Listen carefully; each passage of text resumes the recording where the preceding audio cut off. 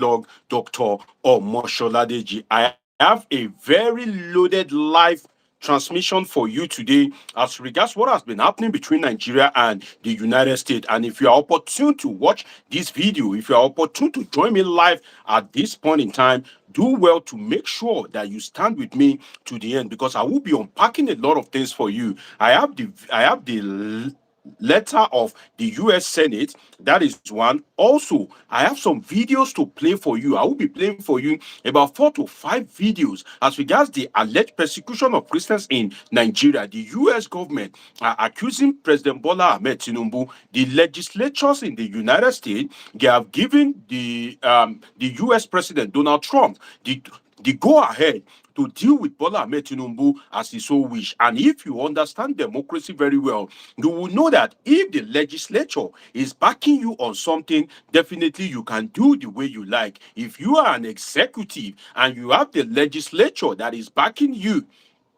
on a particular project, you should be you can take it to the bank that you can decide to spend money the way you like. You can decide to do the way you like. If you are practicing a democracy and you have the legislature, which is the lawmakers, backing you, definitely anything that you do, it is a fait accompli. It is as good as done in the sense that if a pen is sold for 500 naira, if you decide to put it in the budget that you are buying this pen that is sold for 500 naira, you are buying it for 5 million naira. So long as the legislature looks at it and approve it, it is a done deal. So right now in the United States, the US Senate and the US House of Representatives, they have given President Donald Trump the go ahead to deal with Tinubu anyhow he wish as regards the alleged persecution of Christians and insurgency in Nigeria. I can see a lot of people saying hi. If you are watching me right now, say hi to me, shower me with likes, shower me with love, press the love button. It is a good exercise for your fingers. If you are looking for where to spend your day, I can assure you that you are in the right place because I have videos to play for you. I have gone into the archives to unearth some videos of people in the United States Congress. I have gone into the archive to unearth it. I will be playing them for you, and also some trending ones. And also, I have something for you. I have the video of JD Vance. Who is JD Vance? Can somebody tell me who JD Vance is in the comment section? Let me see your comment. JD Vance. Who is JD Vance? Do you know JD Vance in the United States? Do well to say it in the comment section. If you get it right, definitely I will tell you that you are right. I have the video of JD Vance where he specifically mentioned Nigeria, and you will know that if somebody like JD Vance mentions Nigeria, definitely you will know that the US government is on your trail. Let me acknowledge some of my favorite viewers that have decided to join me as early as possible.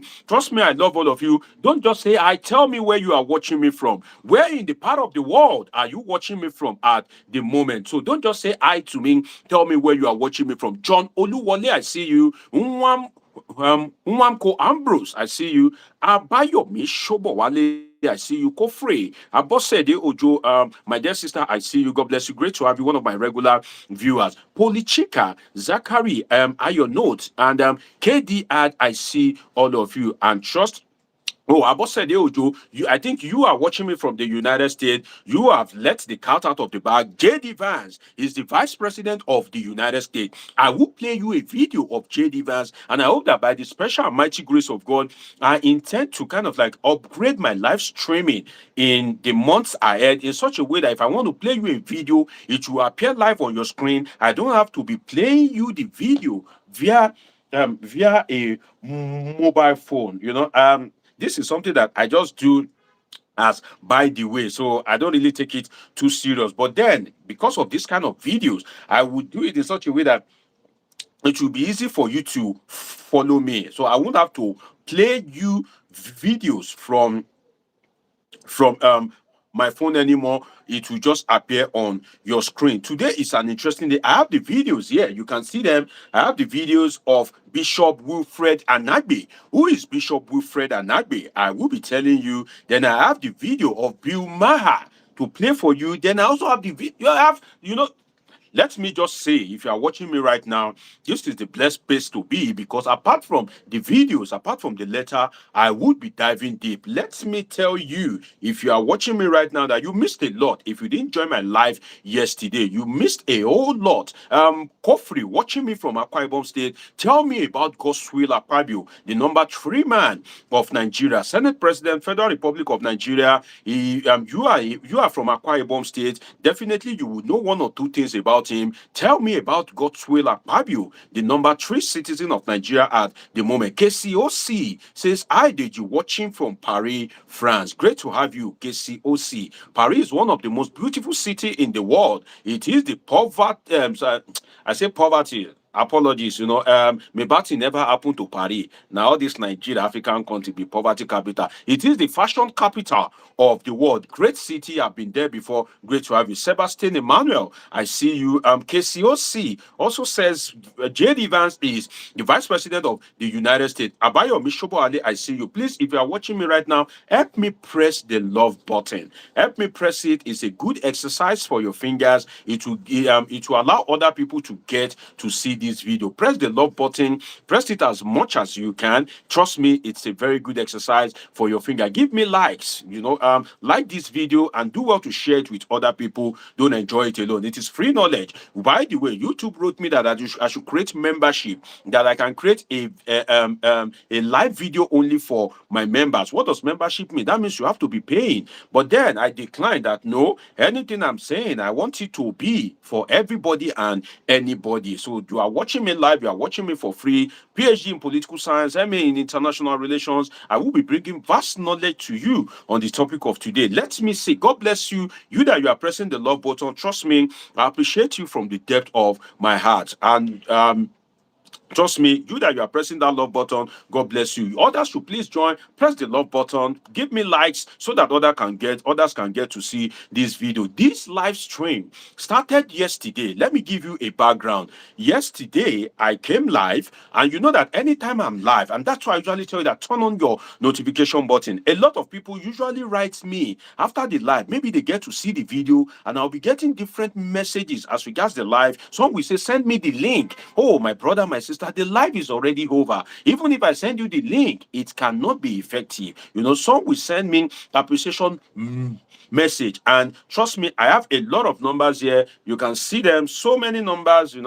So if you have written me and I'm unable to attend to you, I'm sorry. There is a lot of messages coming in for me, and I'm even lost. I don't know which one to attend to. But when I'm live, I try to make sure that I give you my time, I give you my best to read your comment. Polichika, I see you. Great to have you, my dear brother. So today, that yesterday, I came live and I told you guys about what is happening in the United States as regards the order that was given to President Donald Trump by senators that they should go ahead and sanction Bola Tinubu as regards the alleged persecution of Christians in Nigeria. And in that particular live, I made some assertions whereby I went into the farmer elder crisis in Nigeria. And in that particular live video, do want to catch up with it. There is a lot for you to learn from it, I can tell you. Osazeme Egbareva is watching me from Italy. Osazeme Egbareva, I think you are from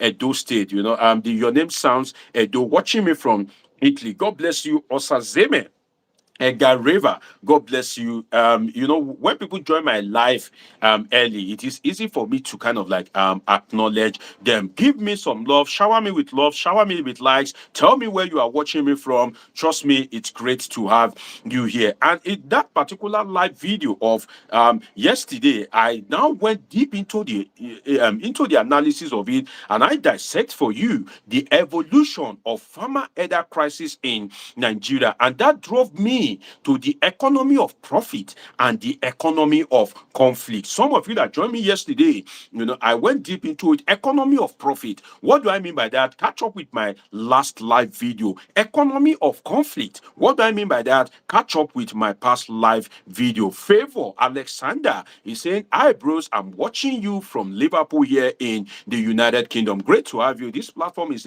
like a mini universe. Somebody is watching me from Cameroon. James Womack watching watching me from Cameroon. God bless all of you. Trust me, I appreciate you from the depth of my heart. Press the like button, press the love button. Let others get to see this video as well. So if you want to know about the evolution of farmer elders crisis in Nigeria, join that watch that live video of yesterday. Then if you also want to know about the economy of profit and economy of conflict, join the live video of yesterday. Then after that, I move into the Buhari era. How the actions of the Buhari era amplified the impunity of the elders. Then I talk about the religious dimension and the political dimension. While doing that live, then somebody called in from Italy, Barry from Italy. Barry has spent over 20 years, about 26 years or thereabout in Italy.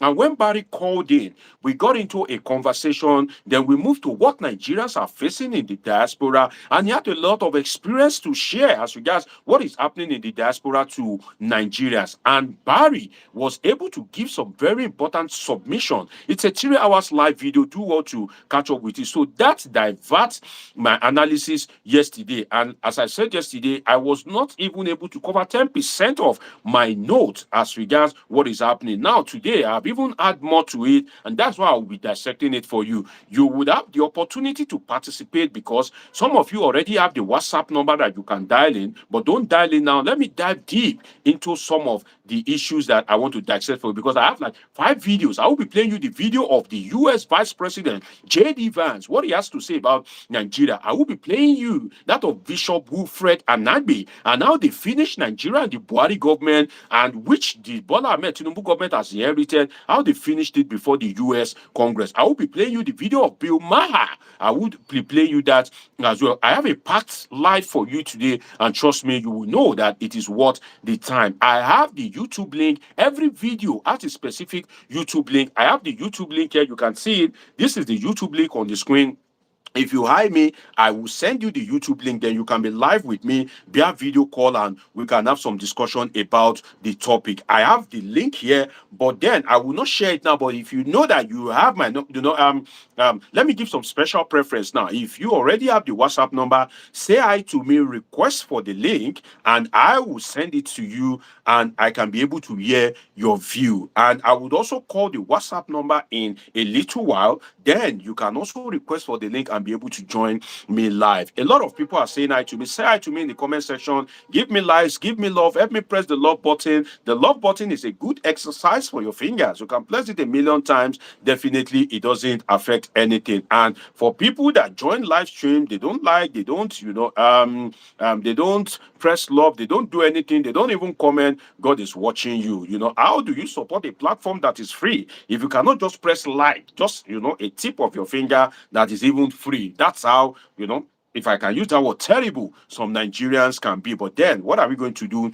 We are Nigerians. Peculiar Robbie is saying, tell me where you are watching me from. Someone is watching me from Philadelphia, that should be in the United States. Abayomi Shobali says, I need your link. If you have the WhatsApp number, say hi to me, then I can be able to share the link with you. But then I'm a bit reluctant to receive some call because I have some videos and some in-depth analysis to make for you. It was receiving calls yesterday that didn't allow me to go into the analysis. Now, let's dive into it, great people. I can tell you, my brothers and sisters, anywhere you are watching me from, I can tell you for free that there's fire on the mountain. And the reason why I say so is that some people are covering the eyes of the president. Some people are covering the eyes of the president. Some people are not allowing the president to see the true situation of things. Some people have decided to ruin Bola Tinubu.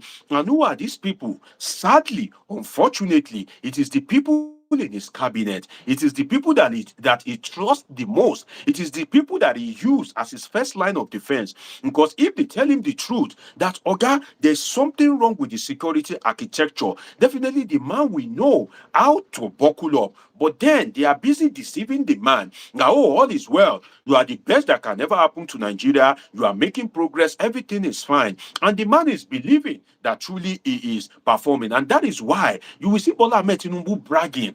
Sometimes you may imagine that, have you ever seen a president that has bragged like Bola Ahmed Tinubu? Bola Ahmed Tinubu is the kind of president that will tell you that, oh, he wants to launch the Lagos Calabar Coastal Highway, and he will say, now I have the bragging right. Oga, you have not even started the road, not to talk of completing it. You are already saying you have the bragging right. You met dollar at about 500 and something, maybe 500 naira approximately. Dollar in your administration was sold some point at about 1,800 naira. If dollar reduced by 50 naira or 100 naira, naira to the dollar, then you will come out and say, oh, you have the bragging right. Who is deceiving you? So a lot of people have been deceiving Bola Ahmed Tinubu, and that's the seat that they have for the president. They have now done it so much so that they have extended, and now his case is before the United States, and not only before the United States government, it is before both the executive and the legislature. Some of you,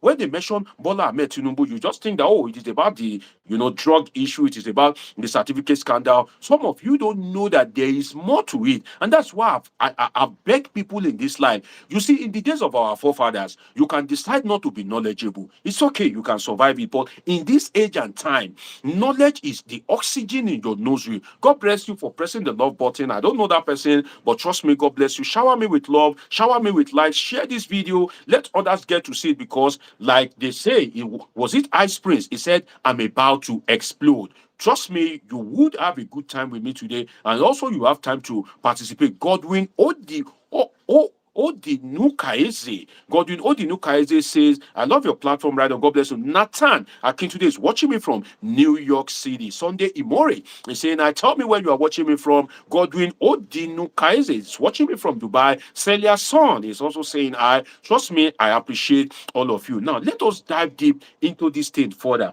Some people are busy deceiving the president. When something is wrong, they will tell the president that it is right. Now, there has been an issue, although it is an ancestral, I can call it an ancestral issue, because it's been the problem has been with us for a while, which is the farmer elders crisis. But then there is a problem, which is majority of people that are suffering it are Christians, in the sense that they are farmers. Most of the Hausa Fulanis who are Muslims, they are what? They are elders. And it is a trade issue if you look at it, but then it has some religious dimension, which is that the farmers that they are destroying their crops, they are who? They are most likely Christians, particularly from the Middle Belt, where you call North Central. But then, this is where the problem lies. The Nigerian government have failed to address this issue head on. And I told you yesterday that it amplified during the reign of Muhammadu Buhari. Now, let's go into another layer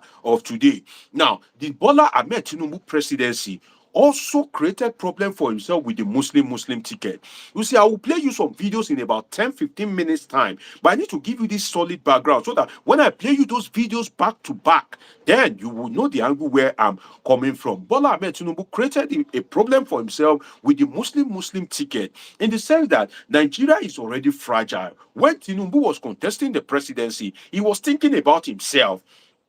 He was not thinking about how to meander, how to maneuver his way around the flexibility of Nigeria, the dynamics of Nigeria.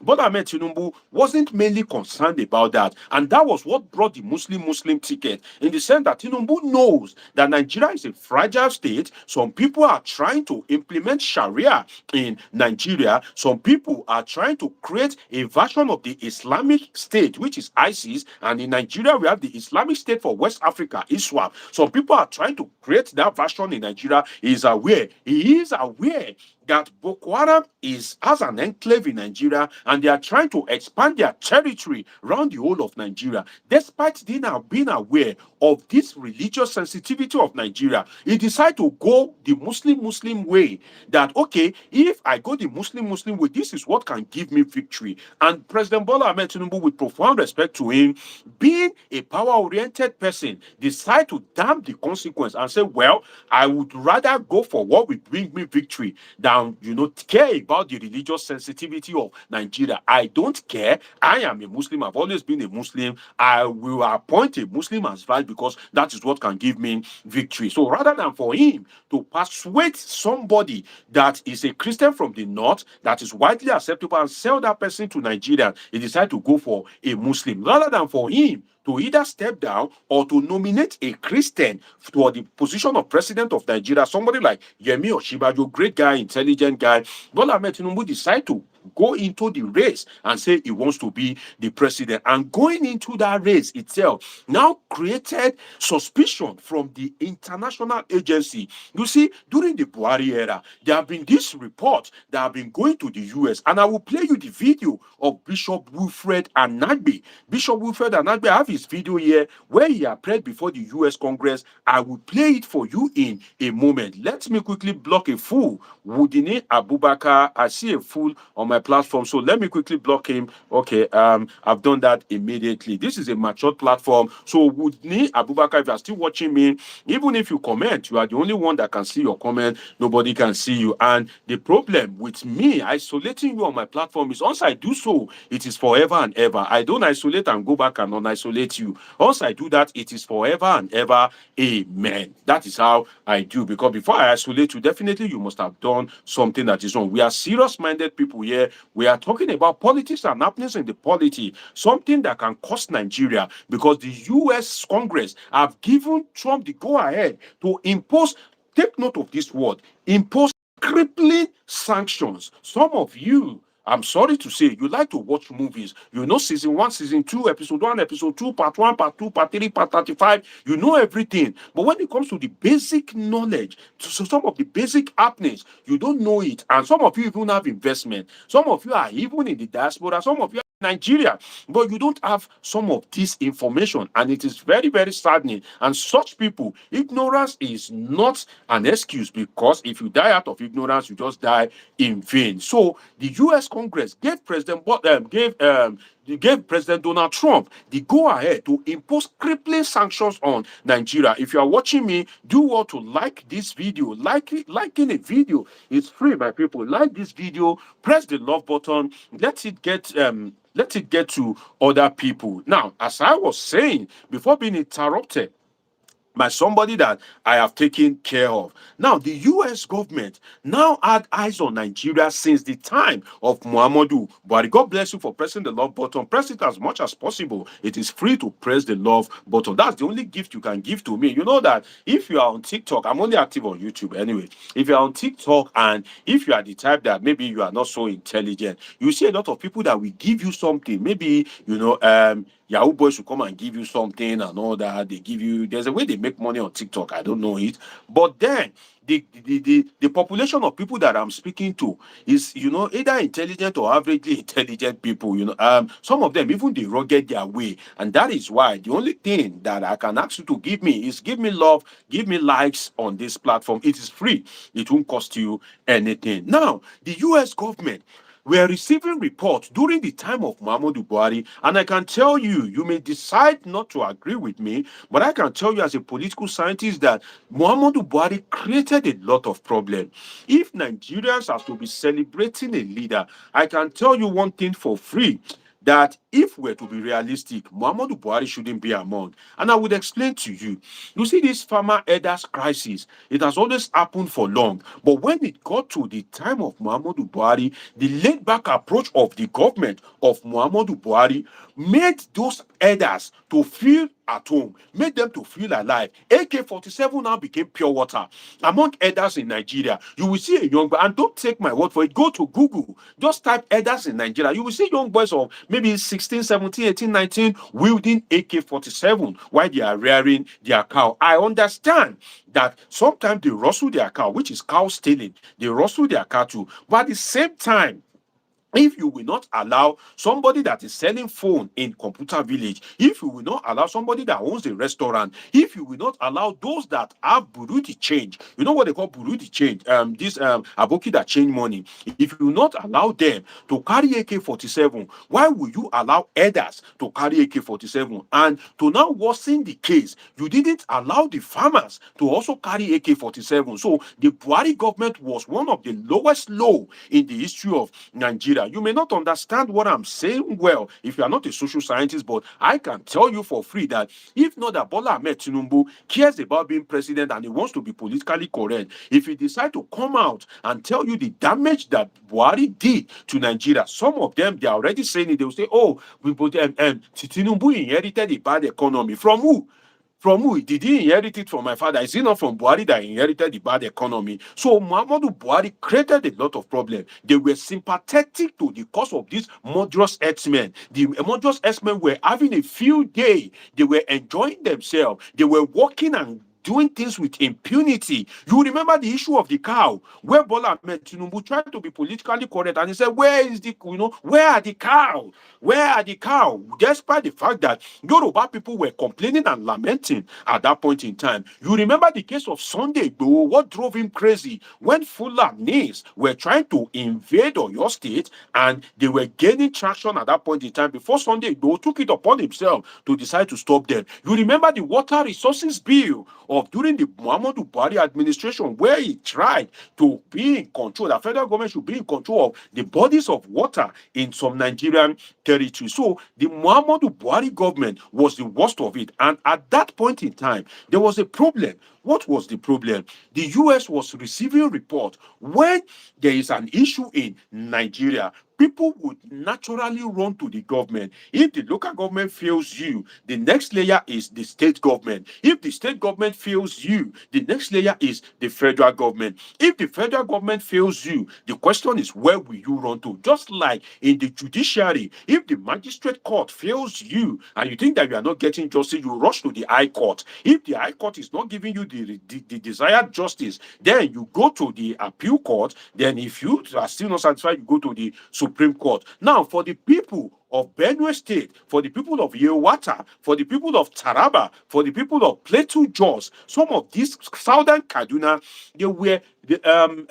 they were trying to manage the situation. They cried to the local government. They couldn't save them because Nigeria operates a central policing system. They cried to the local government. They couldn't save them. They cried to the state government. The state governors, usually referred to as chief security officer, they were powerless. They couldn't save them. They cried to the federal government at that point in time, which is the government of Muhammadu Buhari. But because Muhammadu Buhari have some terrorism sympathizers in his government, the likes of fake Professor Issa Alekpatami, you would remember him, the man that was put in charge of, digital communication or something during the time of Muhammadu Buhari. Issa Alekpatami, the fake professor. I call him that with my mouth wide open because I know what it takes as an academic with a PhD in political science. I know what it takes to become a professor. And Issa Patami, he may be calling himself a professor, but I've said it times immemorial, is not a professor. He decided to use to muzzle one university in the east at that point in time, and you will recall that even ASU came out and said, well, you are not a professor because you did not meet the criteria. He has carried on with the professor title. In fact, people that have professorship in Nigeria, and if you go to their Facebook, they won't use professor so and so, but if you go to Patami's Facebook, you will see it boldly written, Professor Issa Ali Patami. Why are we crazy in Nigeria? You are not a professor. Alaye, you are a fake professor. Even people, I know professors that they won't even use the word professor. But you that you are a fake professor, you will be the one to say, oh, Professor Issa Ali Patami, what kind of professorship is that? You are a fake professor. But that is not where I'm going. The Buhari government have some sympathizers in his government. Buhari, in his ethnic, nepotistic nature, decide to look the other way. So if you go to the Buhari government at the time to report anything, you are either reporting to an Hausa Fulani. Hausa Fulanis, most of them are natural sympathizers to to cattle rearing, because most of them they are ancestrally elders. And these Hausa Fulanis,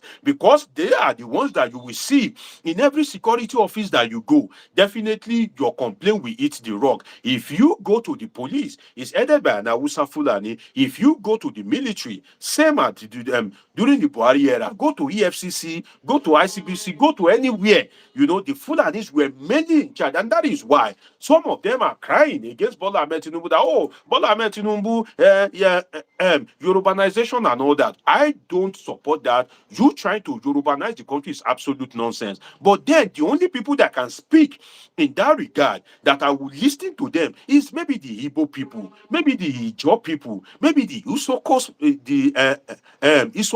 Ibibio. I will listen to them. But for an Hausa Fulani to come out and say, oh, Tinubu is nepotistic, Tinubu, is trying to Yorubanize Nigeria, where were you when Muhammadu Buhari was ruling with impunity? I've never thought of it that a military man that you have ruled over Nigeria before, the religious sensitivity of Nigeria, you would appoint security chiefs and it will reflect the ethnic coloration of Nigeria. I've never seen that in my life before, and I don't think it should come from somebody like Muhammadu Buhari. If it is somebody like Omoyele Sowore or somebody like Kingsley Mohalu that have not had experience in running a country, I would say, okay, maybe because they don't have experience. But you that you have ruled Nigeria before during the military era, making such mistake is a very costly one. So when these people, when they were reporting to the Buhari government at that time, their complaint was falling on deaf ears. Now, they now had to turn. I gave you the layer. Local government, state government, federal government. When no help was coming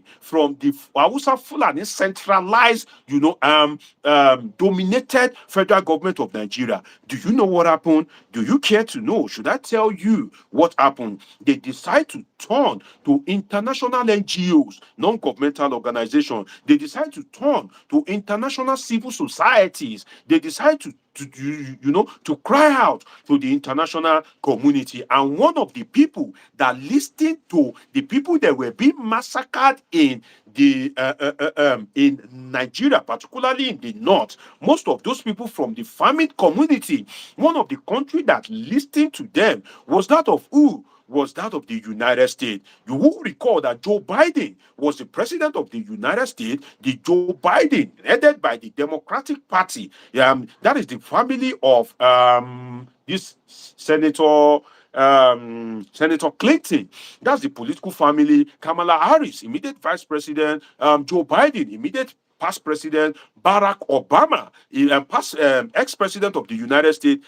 Is their political family. And in that particular instance, these people decide to do one thing, which is that they decide to give support to the Buhari government, and Buhari emerged at that point in time. Now, going forward, when people made the complaint and the complaint was going, it was amplifying. Definitely, the US government of Donald Trump now decide to give listening ears to that complaint, and it's amplified when the government of Donald Trump decide to give listening ears to that particular complaint. No, let me try to restrict another foolish person. Yeah, okay, I've done that. So the government of US, which is headed by Donald Trump, decided to give these people listening ears. And when they gave them the listening ears, they amplified what is happening in these communities. And it was too late for Bola Ahmed Tinubu has two major problems. Number one, that's the ruling of 8 years of Muhammadu Buhari. I say it emphatically as a political scientist, a very well-trained one at that Buhari was a disaster to the Federal Republic of Nigeria. If you want to be ethnically sympathetic, that is your problem. But I am saying it that Muhammadu Buhari was a disaster to the Federal Republic of Nigeria in terms of managing the ethnic coloration of Nigeria. How do you explain it that you will pursue Nnamdi Kanu? You have the power, you have the energy to pursue Nnamdi Kanu, to pursue him like a mad person.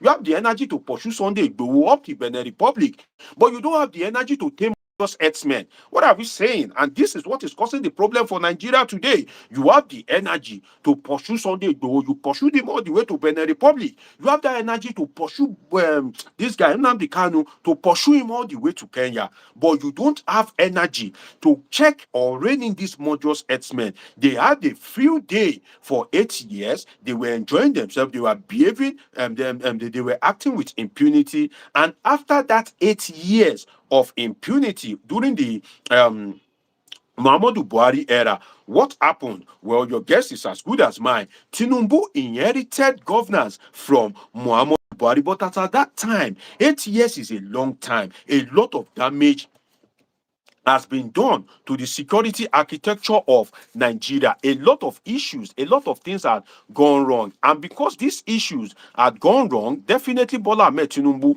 couldn't really do much. And another problem that Tinubu has in his government, apart from that, apart from what Muhammadu Buhari caused, is that Tinubu himself is surrounded by people that they won't tell the man the truth. If it is whether Bola Ahmed Tinubu doesn't like to hear the truth, or whether they know that this man will not hear the truth, or they just want to make him feel good, they will go and tell him what he wants to hear. Okay, don't worry, you are in charge. Oga, the security is improving. Look at what Bola Ahmed Tinubu said recently. He said that hundreds of communities in Nigeria, that, there is now peace there. Alaye, did you say what? Hundreds of what? Communities in Nigeria, there is now peace there. My brother, Bola, that is the false information. So you will see that there are people around the president that are giving him false information, that are making him feel good, despite the fact that things are not going right in Nigeria. And those people, they are creating a very serious problem for the president. Now, President Bola Ahmed Tinubu, there is a problem. He is apparently not even well briefed or not aware of that particular problem, and some people are making him to feel good. Now, because Bola Ahmed Tinubu is not aware of the problem, and the problem has now gotten a life of its own, amplified during the Muhammadu Buhari administration. Definitely, Bola Ahmed Tinubu is now facing the music. So there were some videos that was getting to the U.S. government at some point, and when those videos were getting to the U.S. government, they now looked at it that why is there something like religious persecution in Nigeria? Although I don't believe that insecurity in Nigeria is only targeted at Christians. I believe that Muslims are also suffering from it. These people operate based on ideology. If you subscribe to their ideology, if you are a Muslim, you have a high chance of survival. But if you are a Christian, you still have a low chance of survival, because some of them see Christians as infidels. Some of them believe that if you are a Christian, you don't even want to, you don't even want to say, may you dare alive. They see, some of them see Christians as infidels, but some of these people, definitely they would see, some of these people, when they see these things, they would say,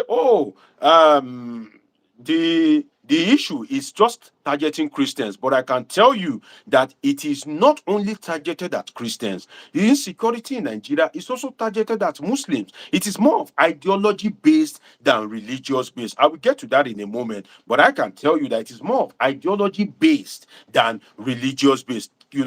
All that in your hand. I've had the opportunity to restrict, like 3-4 people. When I'm doing my live session and I'm speaking from the point of authority as a political scientist, a well-trained one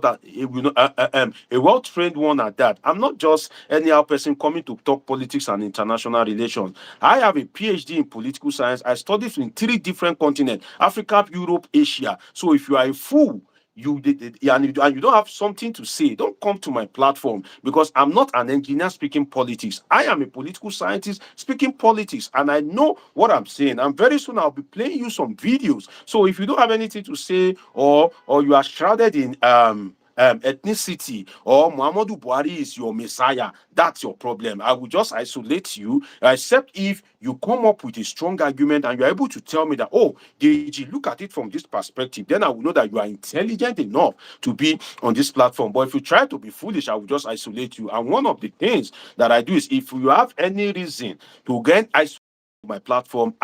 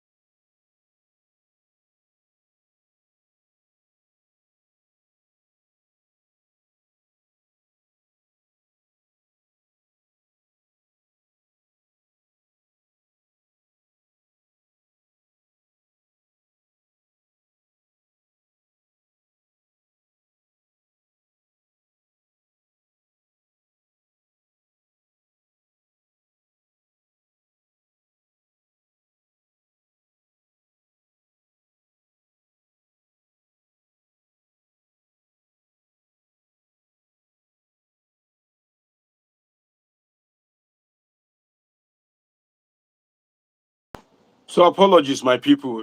I had some network glitch and I had to, sort some things. So thank you for still staying tuned with me. If you are still joining me live, please share this video. Press the love button. So as I was saying, if you are the type that you don't have anything significant to say, or you are blinded by nepotism, definitely you would not be on my platform. And if you find your way here, it is my duty to isolate you. So, as I was saying, I was speaking about politics and happenings in the polity in Nigeria. And I told you how the Buhari presidency created monumental problem in terms of security, in terms of economy.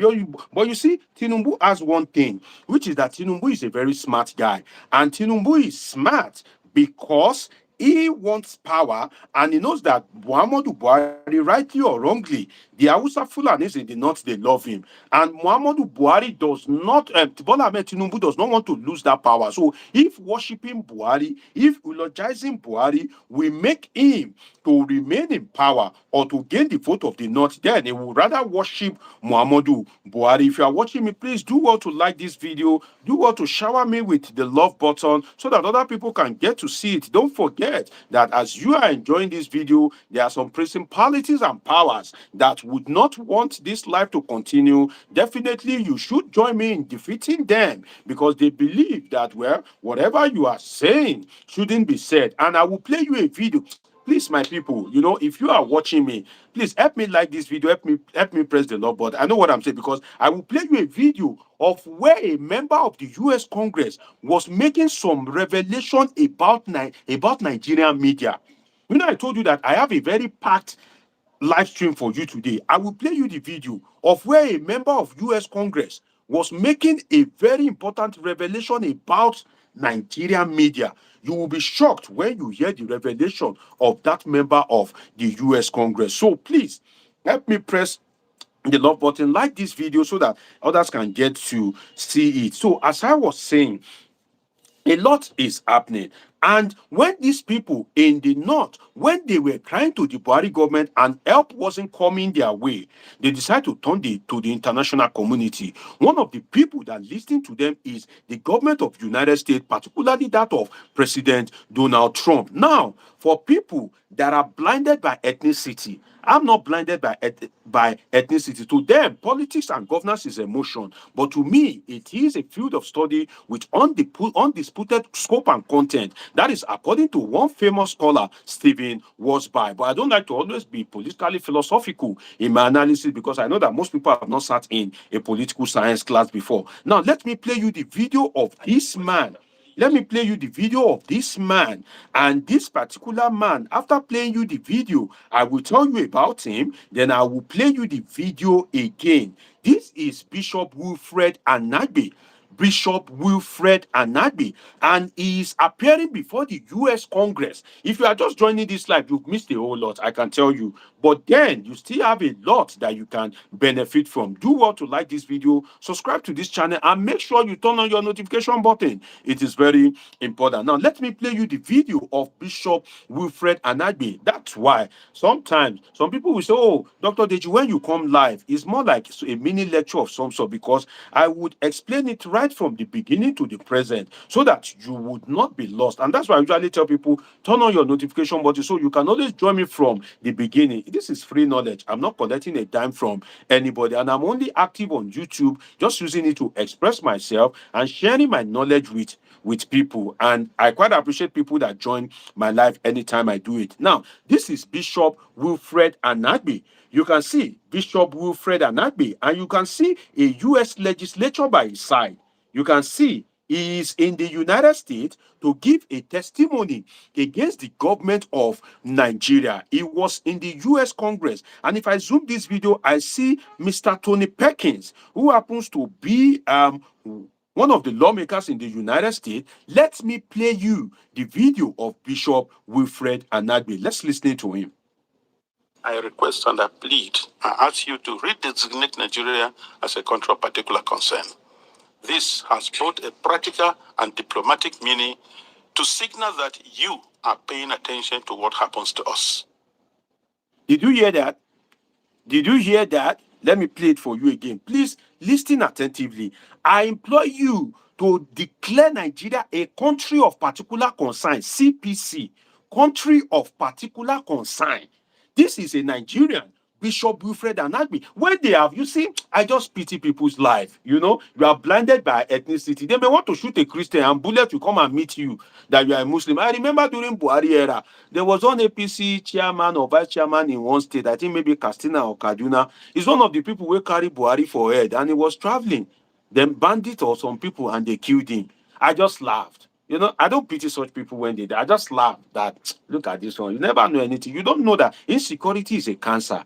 It spreads, it spreads, it spreads, it spreads. And as you are allowing it, it will keep spreading.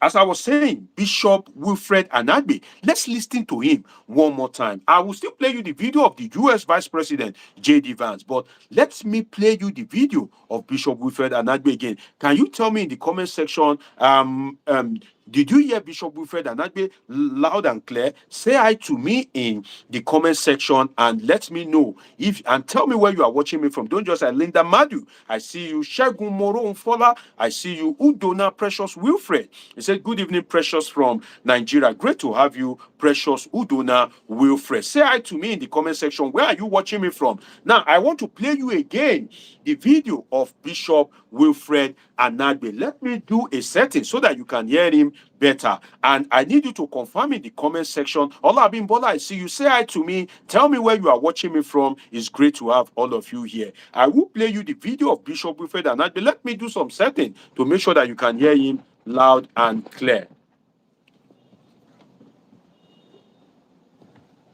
And I need you to confirm if you can hear him loud and clear. Please confirm in the comment section.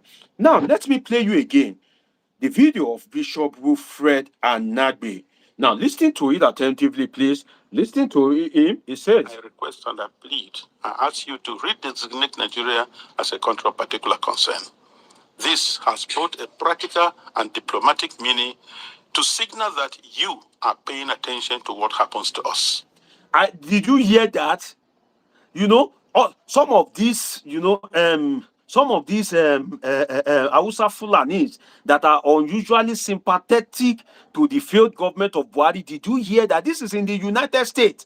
And you can see one of the US legislator, Tony Perkins, by his side. Let me play you the video again. Please confirm in the comment section. Can you hear Bishop Anagbe loud and clear? Look at it. I request and I plead, I ask you to redesignate Nigeria as a country of particular concern.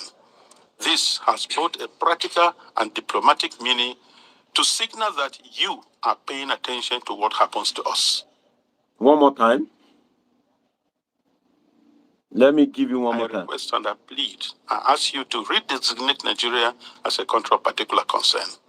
This has both a practical and diplomatic meaning to signal that you are paying attention to what happens to us. You see what I'm saying? You see, don't in anything you do in your life, please, I beg you in the name of God, try not to be foolish. Try not to be unnecessarily sympathetic because of ethnicity. I told you, I gave you the background, like a mini lecture. What brought about this thing? They rushed to Buhari government. The Buhari government wasn't listening. They had to rush to. You see, I pity some people. You know, see, people are always very greedy about their knowledge. Some of you, the little knowledge you have, maybe you are an engineer, maybe you are a tailor, maybe you are anything you are. If somebody wants that knowledge, they must pay for it. They must pay. But it is only on YouTube that you will see where one Dr. Deji, who has schooled across the world, and he will come and say, okay, take this free knowledge. Free, oh, you are not paying anything, just free. And some people will still come and be saying nonsense. No, we are very serious-minded people here. If you don't want to hear the truth, that is your problem. When I was giving the background, some people were saying nonsense in the comment section and I had to isolate them. I don't like, I don't like reading comments from fools, except you come up with objectivity. That, oh, Dr. Deji, I think you should look at it from this angle. I disagree with you from this perspective. Of course, my regular viewers knows that I would listen to you. I welcome people's view. There was a day I was talking about Wiki and somebody said, oh, I disagree with you and all that. I gave the person opportunity, come live. Come and tell us about Wiki. Come and defend him. The guy came live, and he stated his position. Why he feels that Wiki is a good guy or all the things they are saying about him is nonsense. That's how tolerant I can be on my platform. But if you come without any objectivity or you just want to come and constitute nuisance, I will just yank you up because my analysis is a journey. If you follow me, you will know where I'm going at the end of my destination. When I was giving the background and I was talking about the Buhari government, that Buhari was a disaster to Nigeria. Some people thought, oh, maybe I was being bad or something. You just heard Bishop Wilfred Anagbe, where he said, I implore you to redesignate Nigeria as a country of particular concern. What does that mean? Which means that if they designate you as a country of particular concern, the eyes of the United States, the ears of the United States, the hands of the United States, the legs of the United States will be on your matter. They will be watching you closely. And not only the United States, if the United States declare you a country of particular concern, there are some things that you will not benefit. You lack the technology to produce arms and ammunition. If you want to buy arms and ammunition from the United States, they will not send it to you. And it is not only the United States, it is also countries that they call their allies, US allies, the likes of Canada, the likes of Germany, the likes of UK, the likes of France. This country will also not sell weapons to you. So declaring Nigeria a country of particular concern also have serious consequence on the economic front, which I will go into maybe in at another point in time. But you hear Bishop Wilfred Anagbe said, if you do this, it will show that you are seeing what is happening in Nigeria. Why did they do so? If Muhammadu Buhari had listened to them, definitely they won't rush to the United States. If the security agencies under Muhammadu Buhari were not sympathetic to the activities of these murderous herdsmen, don't misquote me, there are some good herdsmen, I must say. There are some noble herdsmen. I did my NYC many years ago in Kano, and I can tell you that there are some good Hausa Fulani people. Trust me, if you meet a good Hausa Fulani people, you will love such a person. I can tell you there are some well-educated, oriented, down-to-earth Hausa Fulani. It is not all of them. But some of these murderous herdsmen, when you rush to the Buhari government, nobody will listen to you. And these people were suffering. They now had to rush abroad. Just like, let me give you some, some examples. The Niger Delta people, when they were suffering, during the time of Ken Saro-Wiwa, you will recall that the Niger Delta issue started with Isaac Adakaboro.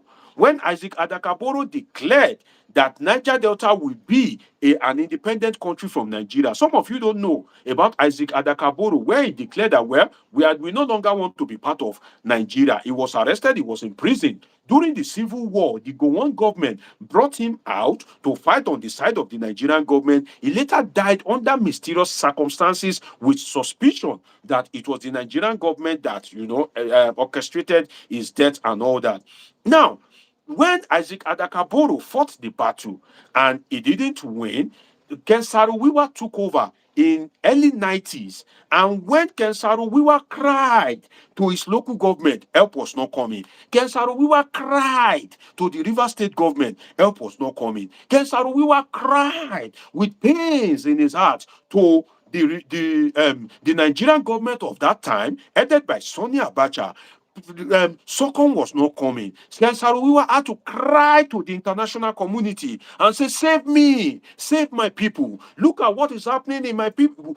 To my people, we have oil where I come from. But this oil, it is not to the benefit of me and my people are suffering. Environmental degradation won't kill us. The international community come to our rescue, and they listened to him. They amplified what is happening in the Niger Delta, and it gained a global dimension to the embarrassment of Shell, Sonny Abacha, and the Nigerian government. The same replica, if you are a student of politics, history, international relations, sociology, psychology, any of these social science field, or you just follow politics and happenings in the polity, and you have been following it for years, you will remember the story of Ken Saro-Wiwa. If you remember his story, tell me in the comment section, do you remember Ken Saro-Wiwa? And you will remember the Ogoni Nine that was murdered by the Abacha military regime at that point in time. So the same scenario of Ken Saro-Wiwa from the Niger Delta, the same scenario is what happened to the likes of Bishop Wilfred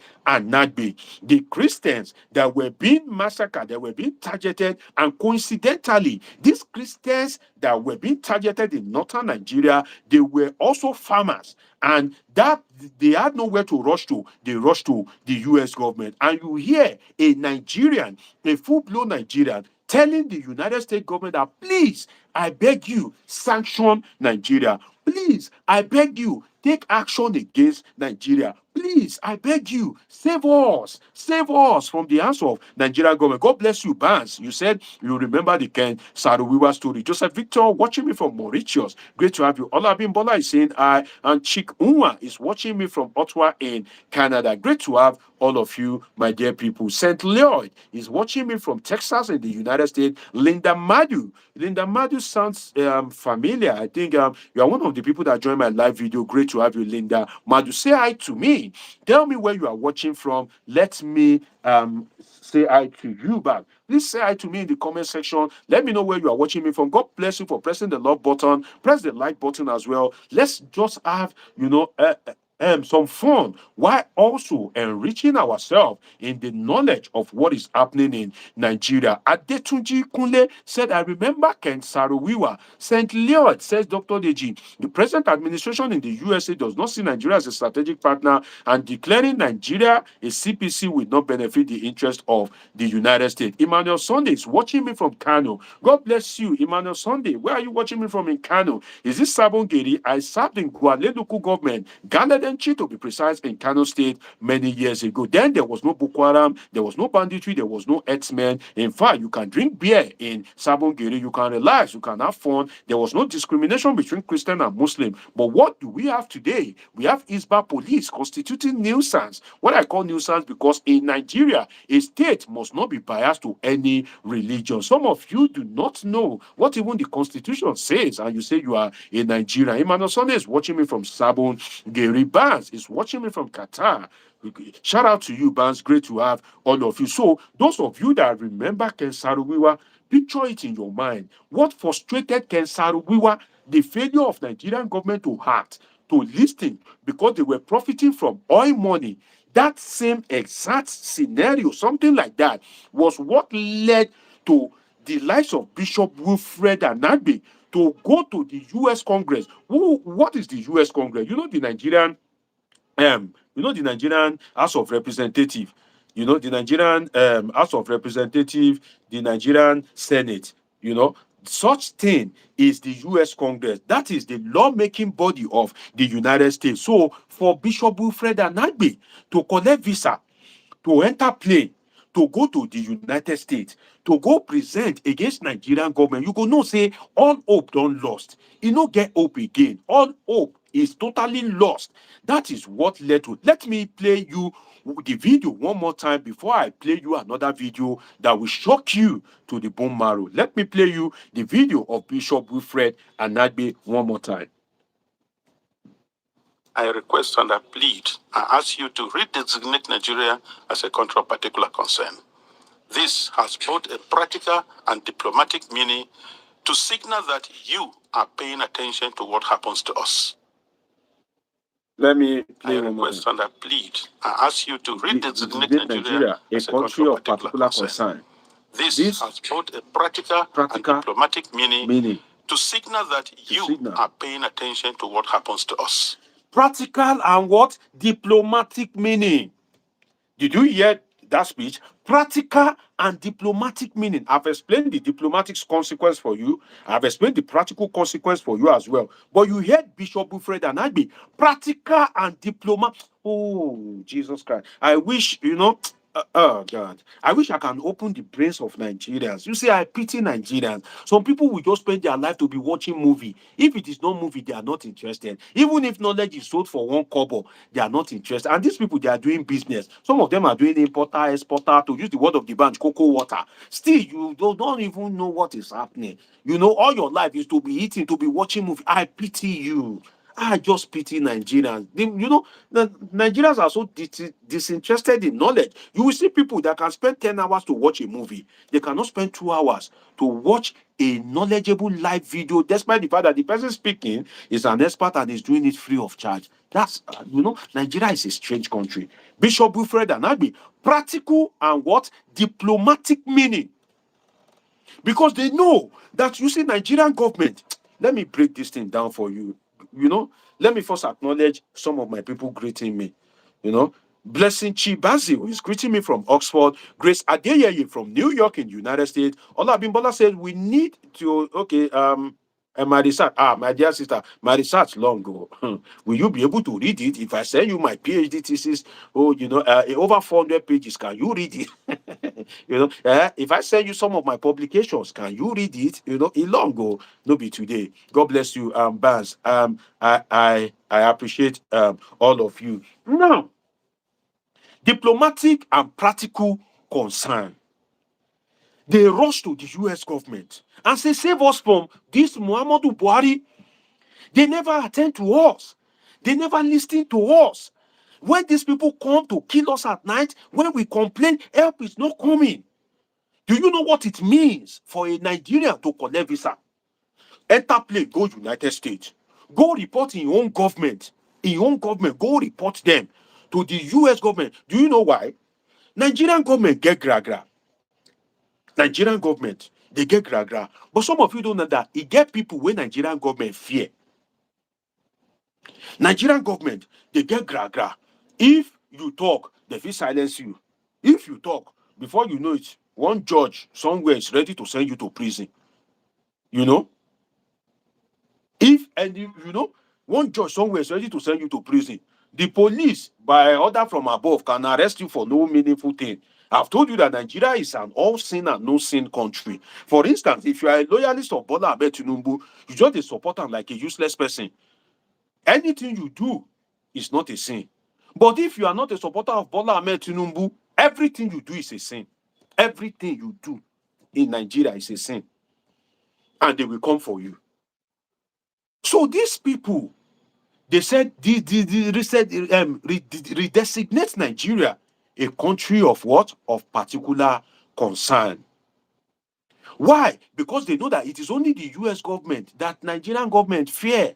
They fear the UK government, all this Canada government. But if you say you are, God bless you for pressing the love button. God bless you. Those that are showing me love, may God show you love. Help me press the love button as much as possible so that others can get to see this video, and so that the enemies of my live stream will not be able to defeat us. If you are watching me, the only way you can contribute is to press the love as many as possible so that those that don't want us to hear our voice will not defeat us. So do well to like this video, subscribe if you are yet to, and turn on your notification button. I have some upcoming analysis as regards a Nigerian minister with a fake certificate. I'm going to do that video tomorrow. I will upload it. A Nigerian minister with a fake certificate. I have that one. It's in the cooler. I have videos, long videos, like 2 or 3 on this particular topic that is about 12 minutes, 15 minutes that I can play for you here that I will be uploading tomorrow. So if you are watching me and you are yet to subscribe, click subscribe. Don't just click subscribe.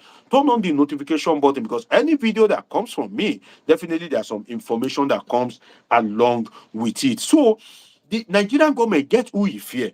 Nigerian government, they always do gra. The next video that I'll play for you is that of J.D. Vance. J.D. Vance, the Vice President of the United States, and you will hear where he mentioned Nigeria. May I never be foolish in my life. May I never sleep in bed with the enemy. I pity Bola Tinubu. Bola Tinubu, his enemy is not Peter Obi. Let me tell you the truth. I'm a political scientist. His enemy is not Peter Obi. His enemy is not Atiku Abubakar. His enemy are the people that he sees every day. His enemy are those that allegedly collected 1.5 million US dollars for Bayo Ojulari to allegedly gain access to the president. And I did a thorough analysis on that. They have killed this man. Oh. They have finished this man because they have opened door for the CIA. Is it money? The CIA can spend $1 billion to gain access to him, and go and read about the history of the CIA. So Bola Ahmed Tinubu's enemies, if you look at it well, maybe during the election, it may be Peter Obi, it may be Kwakwaso, it may be Atiku, but right now, Bola Ahmed Tinubu's enemy are those that he sees every day.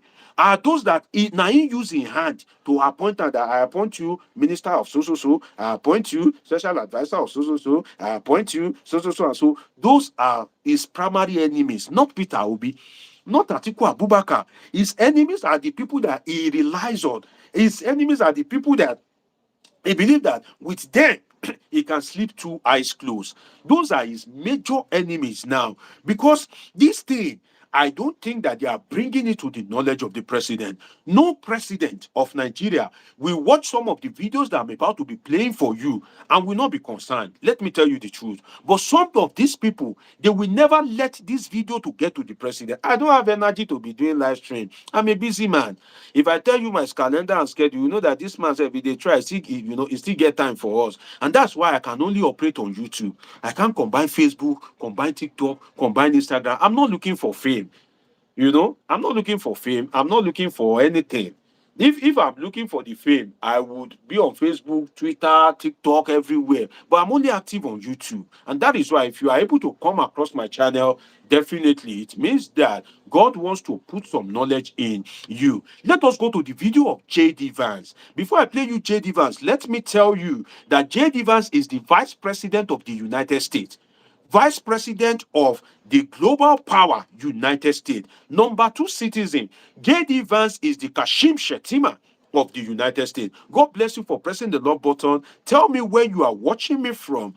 Tell me where are you watching me from across the world. Let me take some message before I play you the video of J.D. Vance. Upcoming is the video of J.D. Vance, and you would hear what he has to say about the government of Nigeria as regards this particular topic. Nigerian government, please, apart from Bola Tinubu, that I know from as a political scientist that if you don't cover in high, if you know they see, but people in government now they craze me. Because I'm touched. I feel pained that why can't you even help this man? This man, he don't help you by appointing you. I beg, help the man too. Do the right thing. Help the man as well. Imagine if a president appoints you, he has done you a lot of favor. But all these people, some of them, now how to make money, they go to look for. And the man will deceive himself. He will come to the media space and say, I have bragging rights. Yes, I'm achieving. Yes, I'm the president. Nigeria is improving. Oh God, why are you deceiving yourself? Why are you deceiving yourself? You too like to deceive yourself. You are failing. People that do not want to tell you the truth tell you that you they pass. You they dance. That is a dance of shame. That is a useless dance. I will play you the video of J.D. Vance. You would hear what the vice president of US have to say. I'm still going to some video. I have like 5, 6 video. I'll play you the second one. But before I do that, let me read the comment of some of my people. Grace Adeyeye is watching me from New York in United States. Banks says you are not lying, my brother. Abiola Fashoyin says, Local Fash greeting. I'm watching from I have a lot of viewers from the United States. When I open the phone line, I would like to hear from some of you in the United States. I think Apostle Ojo is watching me from the United States. Apostle Ojo, if you are still watching me, say hi to me in the comment section. That's one of my regular viewers. He said, the US, I remember vividly the level of impunity that General Sani Abacha committed in Ogoni against Ken Saro-Wiwa's gruesome death. God save Nigeria. That's from Abiola Fashoyin. Upcoming, don't forget, is the video of J.D. Vance, Vice President, United States of America. But let me take some comment. Vince Iweke is, remember, the American policy is about interest, which is oil. I doubt if the U.S. government will do anything about the bishop, which is about the bishop wish. You mean to say, my brother, they are doing a lot. Oh, just follow me. You will understand. Ban says you can see a grown-up man sit at home from morning till night watching season movie. That's Nigerians for you. They can sit at home from morning to night. They will watch the movie back to back. But when it comes to knowledge, they can't even watch something knowledgeable for 30 minutes. Adetunji Kule says, no be lie. God bless you. Nice promise. Say, hello, Emmanuel Sunday. I see you, Linda Madu. Kele Chuku Obiako. I see you. Olawale Elegbede is watching me from Ikorodu. I see you. Olorun Juwon Francis watching me from Benin. Oba Tokpe is Olajumoke is saying hi to me. Tell me where you are watching me from. Ogudile Cyrus is also saying hi to me. Do want to tell me where you are watching me from. Now, let me play you the video of J.D. Vance. When I was giving the background, there were some fools, particularly from northern Nigeria, that when I was talking about Buhari, they were getting unnecessarily emotional. Now I'm giving you the evidence. Now let me play you the video of JD Vance. I like my live videos to be very detailed, something that you can watch in the next 10 years. In the next 10 years, if you want to know about a topic, something that you can pick my live video of 10 years ago, you can watch it, whether as a research student, whether as somebody that values knowledge, whether as somebody that just wants detailed information, and you will be informed, despite the fact that that live was done 10 years ago. And that is why when I mention you in my comment section, you have already featured in the video. Those that will come back and watch it, they will just be hearing your name. They will hear, oh, Jackson Joseph. They don't know who Jackson Joseph is, but I've acknowledged you in my live video. That's one of the benefits of joining my live video, because even if they are watching that video in the next 20 years, in the next 50 years, archaeologists, sociologists, political scientists, international relation analysts, and experts, they can be making research about Nigeria. They will come across that video. You may have been long gone, you may have been dead and buried, but then they will also hear your name, that Augustine Opara.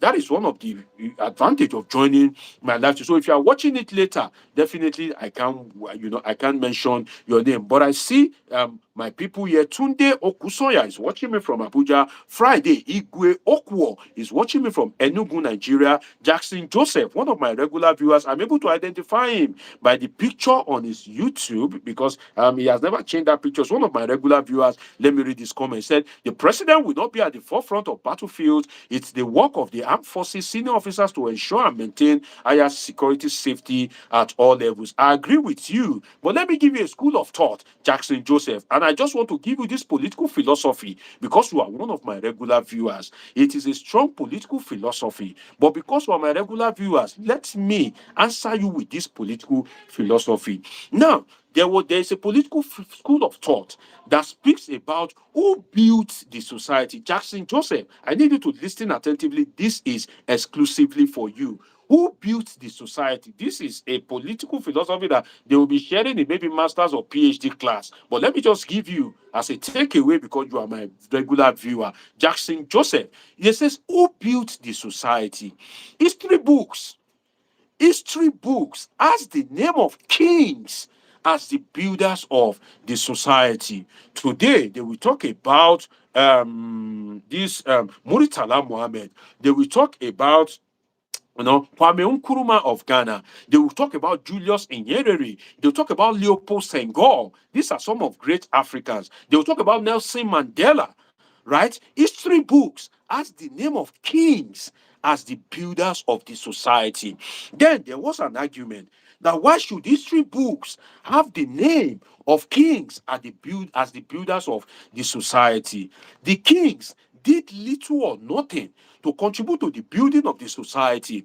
They did not carry the blocks that built the society. What do they mean by carrying of the blocks that built the society? They were talking about this is not the king that handled the security, it is not the king that handled the economy. Using Bola Ahmed Tinubu as an example, Bola Ahmed Tinubu is not in charge of the economy. He has appointed Wale Edu, the Minister of Finance, and other ministers, the Minister of Budget Planning, Atiku Bagudu, who was allegedly laundering money for Sonia Abacha while he was alive. He is the, I think, immediate past governor of Kebbi State. Now he is the minister sitting on Nigeria's budget. But that's another story for another day. So if Nigeria developed under Bola Ahmed Tinubu, all these ministers, their name will not be in the history books. All these people, they will be absent from the history book of Nigeria. The history book of Nigeria, we have the name of one person, Bola Ahmed Tinubu. In fact, the history book will not feature Kashim Shettima, the number 2 man, will not feature him prominently. The history book will not feature Godswill Akpabio, which happens to be the number 3. It will feature him prominently. The history books of Nigeria will not feature Tajuddin Abbas, PhD, with the Speaker of the House of Representatives, will not feature him prominently. The history book will feature Bola Ahmed Tinubu. So there was this argument that why should history book feature the name of kings as the builders of the society? The kings truly built the society.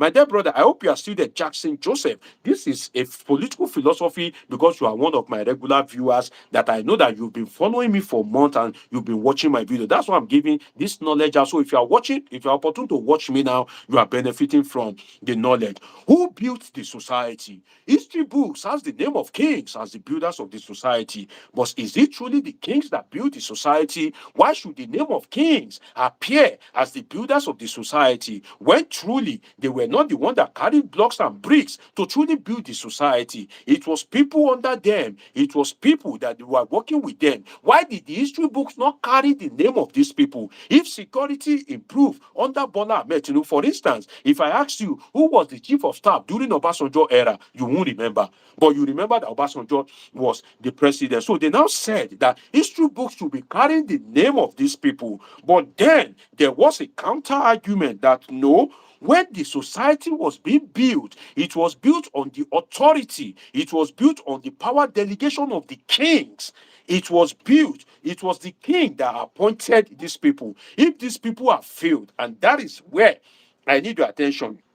Now, if the society had failed, the history books will also have the name of kings as those that failed to build the society. Again, summarily, history books have the name of kings as the builders of the society. Is it truly the kings that build the society? Why should the name of kings appear in the history books as the builders of the society? Then there was an argument that, well, if history books does not have the name of kings as the builders of the society, if those society has failed, it will still be the name of the kings that would appear as those who had failed the society. And that is my response. Political philosophy. I barely dish out political philosophy because I know that I can't carry most people along. But this thing it's a lengthy piece of work.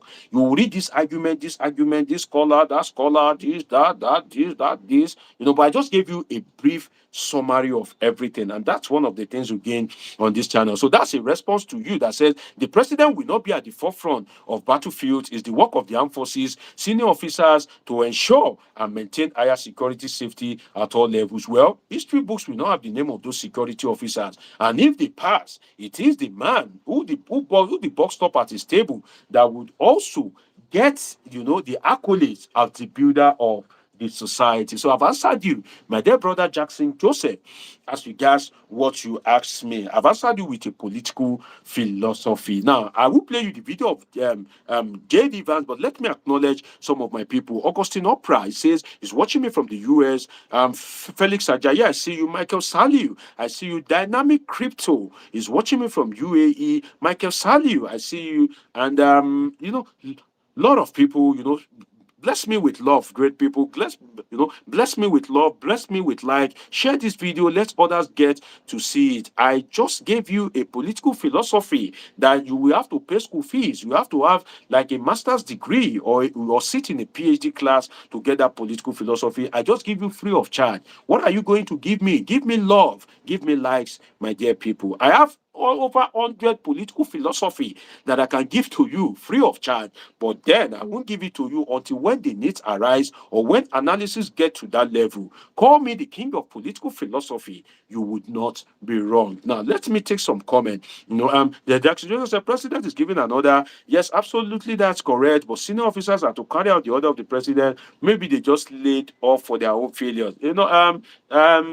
are some ethnic dimension in that regard. If you're an Hausa Fulani, if the president tell you go and do this, and you are sympathetic and you do another thing, the president will be say he don't hold. He dey drink.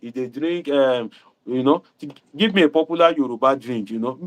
Maybe president they sip beer or they just relax. Will he know that whether you carry the something out or not? May God just help us in Nigeria. Bello Gwandi is saying hi to me. Say hi to me. Tell me where you are watching me from. Now, the video of J.D. Vance, Vice President, United States of America, what does he have to say about the alleged persecution of Christians in Nigeria. Let's listen to him. I still have some more videos for you. Ishola Abiodun watching me from Ogbomoso. Great to have you. Give me love, give me like. I have just 42 likes. Please press the like button. It is free. And also press the love button. Shower me with loves and like. Let other people get to see this video. Michael Saliu is saying hi to me. May God bless you too, my dear brother. Let's listen to the US Vice President, the Kashim Shettima of the United States, the number 2 citizen of the United States of America, the global power. Let's hear what he has to say. And I need you to please listen attentively. It's a 45 seconds video. After that, I still have like 4-5 videos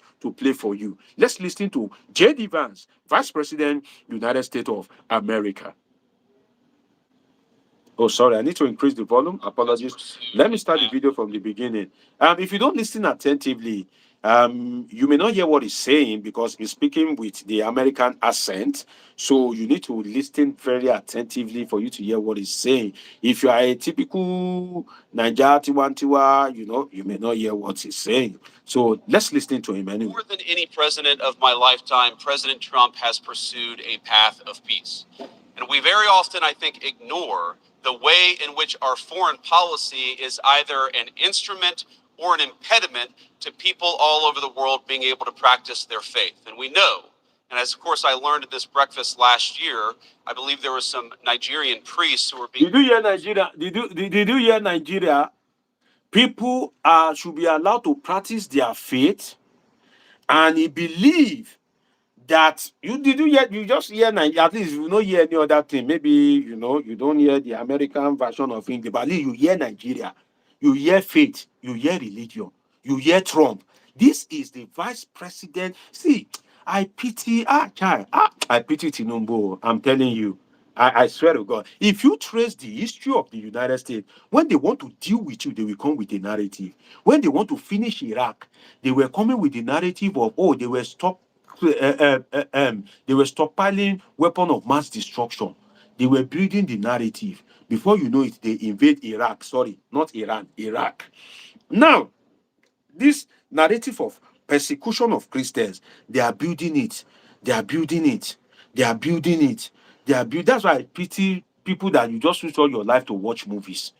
They are building that narrative. If you know the way the US works, you will cry for the Nigerian government. All this gra that they used to do, it doesn't work every time. Oh. Let's listen to J.D. Vance. Let me reverse it a bit so you hear where he mentioned Nigeria again.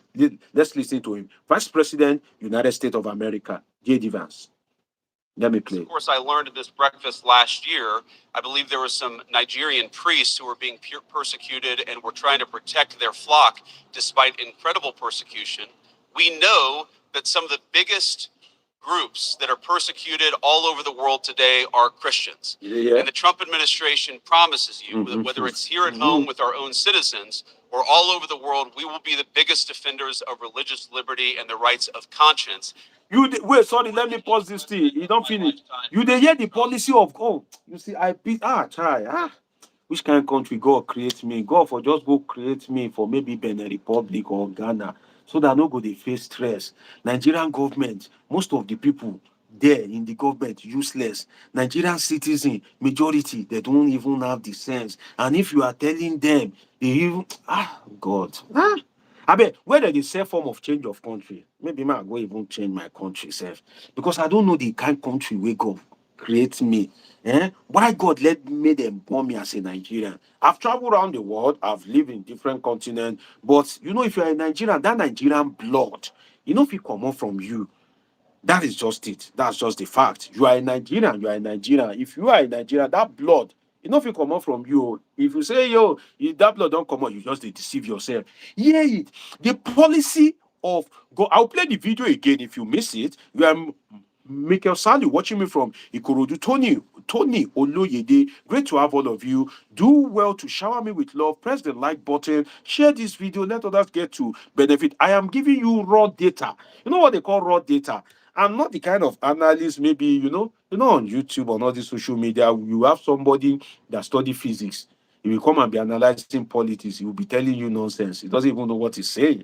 So you have somebody that is a tailor. He will come and be talking politics. Then he will say, when Peter Obi woke up, he bathed. when he bathe, he brush him teeth. After he brush him teeth, he can't wear him trouser. You don't be saying, what is this one saying?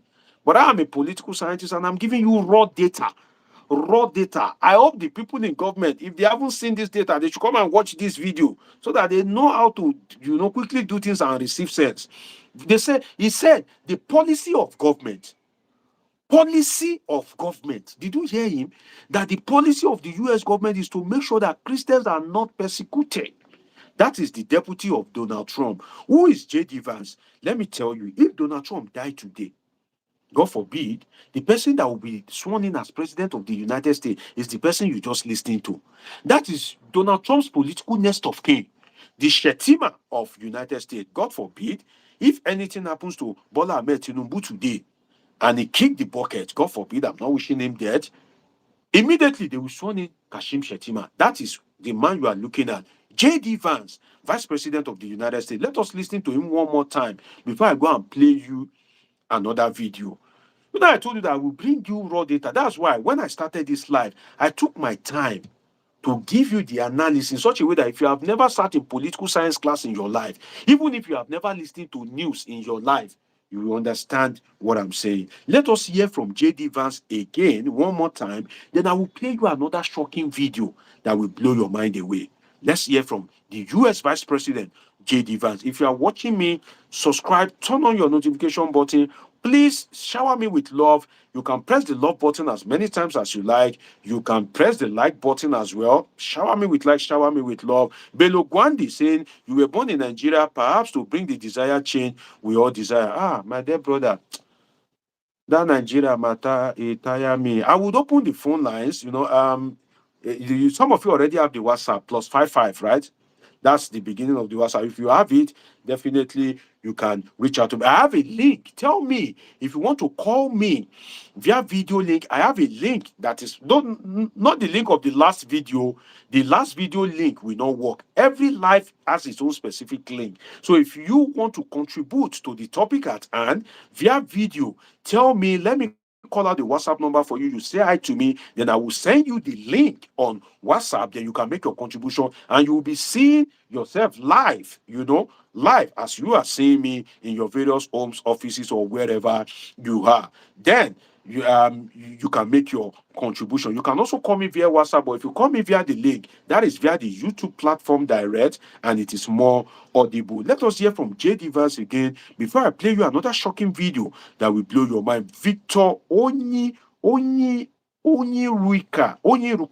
I appreciate you. God bless you. St. Lloyd is saying that I'm very impressed at your unbiased and detribalized take on the state of Nigeria. I stumbled on your live stream today. Oh, are you watching me from the first time, St. Lloyd? Oh, interesting. Great to have you, my dear brother. You've missed a lot, you've missed a whole lot, but then it's better late than ever. Let me play you the video of JD Vance again. Then I'll go and play you another shocking video. Don't forget, say I still get like 4 videos for you. Maybe say go blow your mind go blow. So hold your mind where, make sure say you use something, you use bulletproof, because the videos where I go play you, it go blow you away. Let's hear from JD Vance one last time, then I'll play you another video. JD Vance, Vice President, United States. And we very often, I think, ignore the way in which our foreign policy is either an instrument or an impediment to people all over the world being able to practice their faith. And we know, and as of course I learned at this breakfast last year, I believe there were some Nigerian priests who were being persecuted. Sorry, in this particular broadcast, the country in Africa that JD Vance mentioned is only Nigeria. I have the full video of that broadcast. He was speaking at the Catholic anniversary in the US, something like that. They invited him, and the only African country he mentioned is Nigeria. Don't forget that Tinubu already has a case in US, all these drug certificates. That one is a problem. Now, this is another problem overload that Tinubu inherited from the disastrous Muhammadu Buhari administration. Let's hear from JD Vance. Finish. Just 45 seconds. Let me play it from the beginning before I play you another video. We're going to blow your mind away. More than any president of my lifetime, President Trump has pursued a path of peace.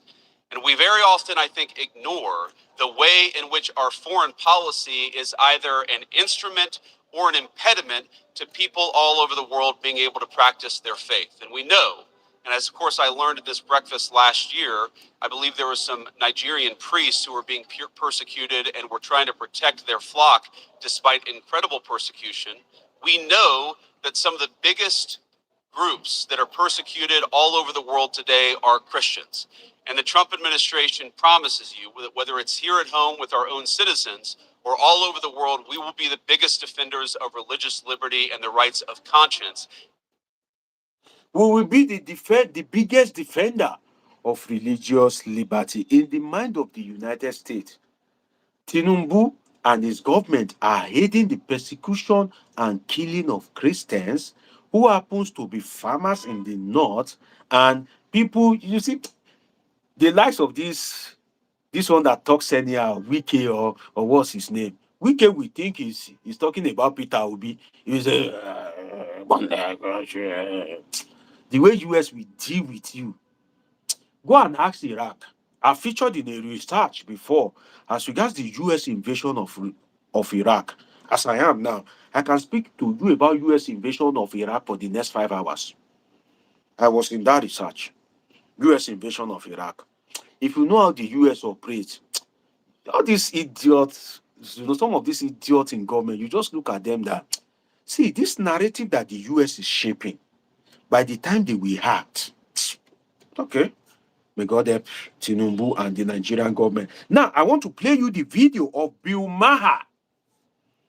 Bill Maher. Now, Bill Maher in the United States is, in Nigeria, we call them influencers. We call them influencers in Nigeria. People that when they say something, everybody wants to hear it. It's actually a comedian. But don't overwrite a comedian because this guy, the president of Ukraine, Zelensky, was an entertainer or a comedian before becoming the president of Ukraine. He's still the president and he's been the one prosecuting the war with Russia. So don't overlook Bill Maher. Who knows? Donald Trump was into all this beauty, all this lifestyle or something like that before becoming the president of the United States. I will play you the video of I'm coming. I will play you the video of Bill Maher. This is it. I will play it for you in a moment. You know, I told you, if you have been watching my live video from the beginning, I told you that I still have like maybe four, apart from this one of Bill Maher, I still have like four more shocking videos that will blow your mind. So you will not say Nigerian government no get level in terms of all this approach thing. And these people, they are really, creating a script that at the end of the day, when they will hit the Tinubu government, hi. Hi. Now, let me play you the video of Bill Maher, an influencer, a comedian in the United States. He was invited to a program, and when he got to the program, he had something to say, and I think he paused the program and he decided to speak about Nigeria. Well, whether what he's saying is right or wrong is another thing. But the thing is that he's on a global stage and he spoke about Nigeria. What does he have to say about the Nigerian government? You will hear it as regards the alleged persecution of Christians. Alexander Omorui, I see you. Moses Ekbo, I see you. Christian Paul, that is Paul Square. I see you. Bello Gwandi, I see you. Elvis Leonard, watching me from Canada. Where in Canada? My friend is an assistant professor in Memorial University of Newfoundland at Newfoundland and Labrador in Canada. I have some, interesting contact all around the world. Where are you watching me from in Canada? Elvis Leonard. Charles Azike saying I.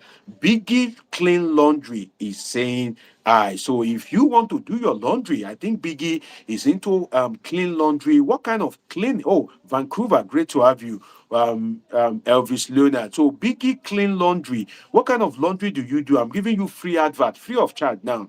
No charges. I'm giving you free advert now. Is it house cleaning or is it clothes laundry? Let me know in the comment section. Maybe there might just be somebody that is willing to patronize you. That's just a free advert, no charges. Big clean laundry. Now let's hear from Bill Maher. I will still share with you the post of Ryan Garcia in the United States. I will still share with you the post of a female legislator in the United States. That video is 4 minutes and it exposed Nigerian media. You know, if I come and tell you about Nigerian media, how they are covering the government, how they are aiding and abetting the government, some of you will not believe me. You think that what's this one saying? I will play you the 4 minute video and you will hear how Nigerian government, how Nigerian media is complicit in the covering of the atrocities that is allegedly happening as regards insecurity in Nigeria. I will play you the video.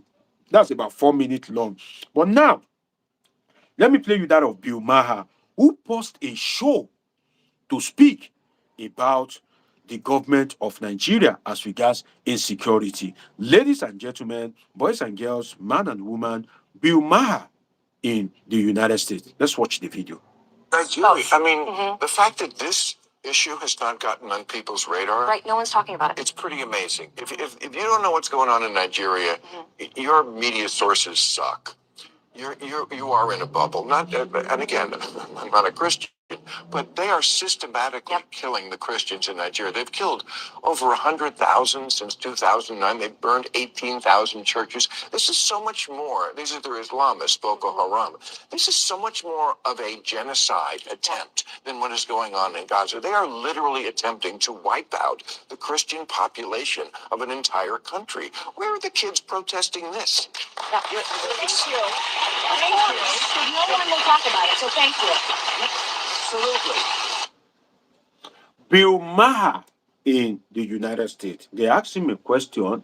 It relates to security. He diverted, paused, spoke about Nigeria, and he said that if you have not heard about it, or if your media have not heard about it, that means your media sucks. That means that your media is not a media, it is terrible. That is Bill Maher in the United States. I've told you that I believe that insecurity in Nigeria is not only against the Christian, it is ideology based and religion based. But I will still explain it. But I'm sharing with you raw data. You know what they call raw data? Something that you will get to know what is really going on. I still have some videos to play for you. I have researched this thing and I'm bringing it to you live, free of charge. All you just need to do is to leave your phone or your device and continue watching me. But while doing that, give me the love. I think it's just only like 2, 3, 4 people that are generous pressing the love button. Imagine if I have like 50 people pressing the love button at the same time. You can press it as many times as you want, even if it's 50 billion times. Then give me the like, give me thumbs up, and also subscribe to this channel. I can see somebody pressing 100. God bless you. Shower me with love, shower me with likes. That's the only thing you can give me anyway. I'm not saying you should give me money. Just give me love, give me likes, let others get to see it. That is Bill Maher.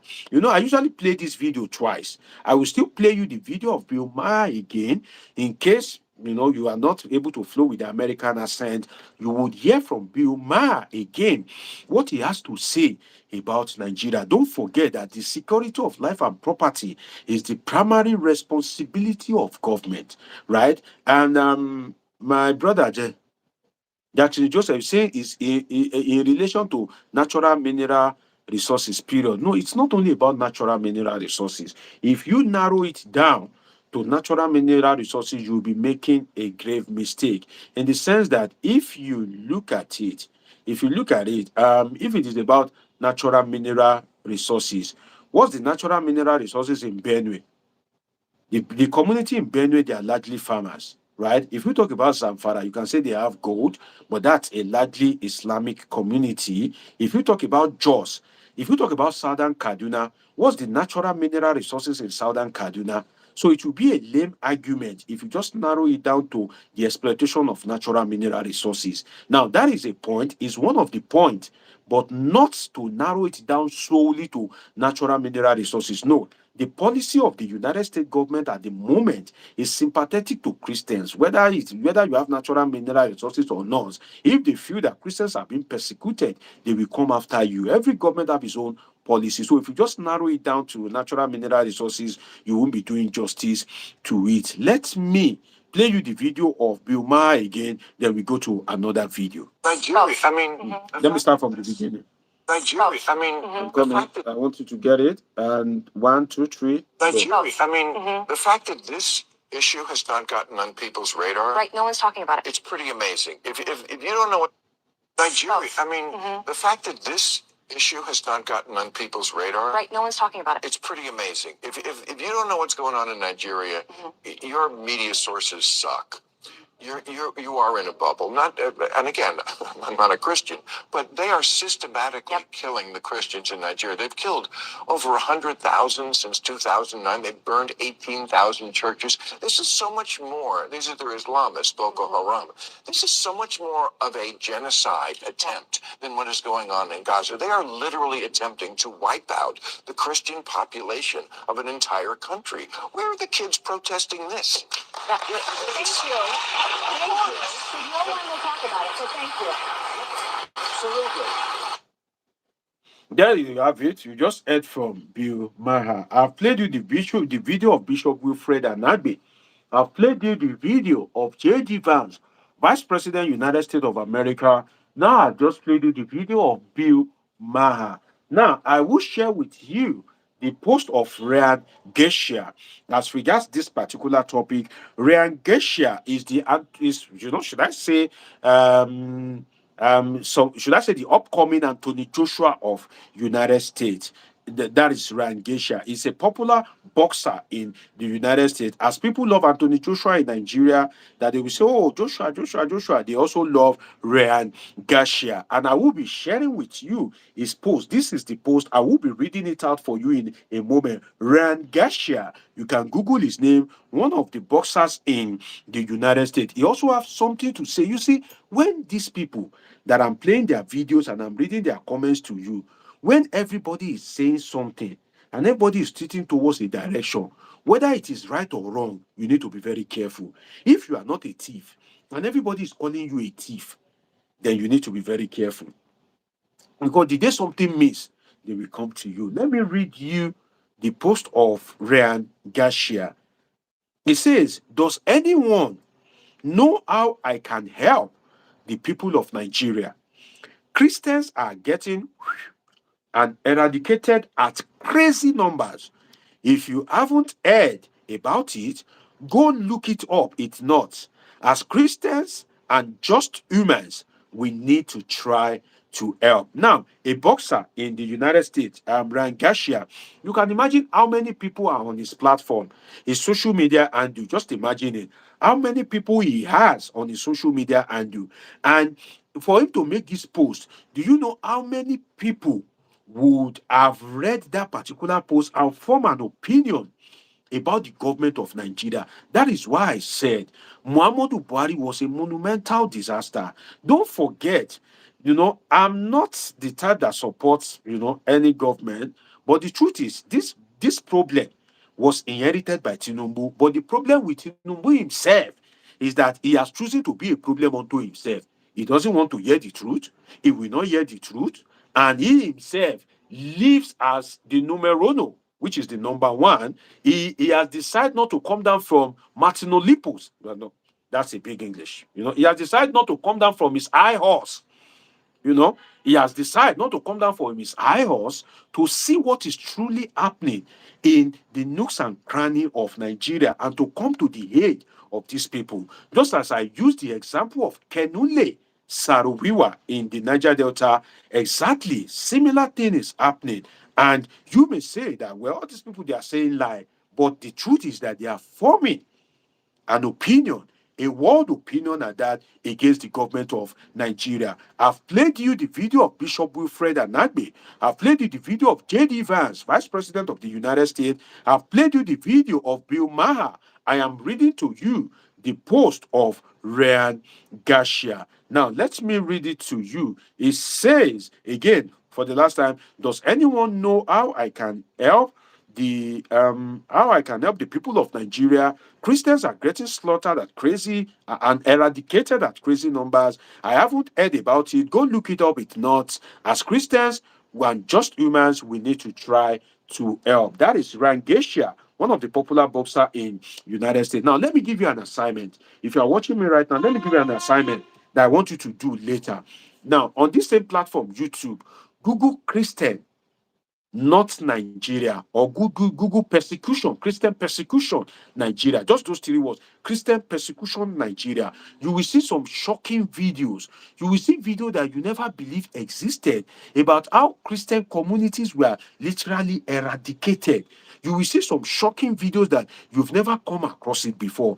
You will see videos of issues that the Nigerian media have failed to report. You will see everything there on YouTube. So it's not that maybe one is speaking in abstract. The evidence is there on YouTube. Christian persecution Nigeria. You will see the videos there. Although my own assertion as a Nigerian, as a political scientist, is that insecurity in Nigeria is not religion based. It is more of poverty, it is more of greed and ideology. That's my own assertion as a political scientist. It is not likely religion based, it is more of poverty. Then we have ideology.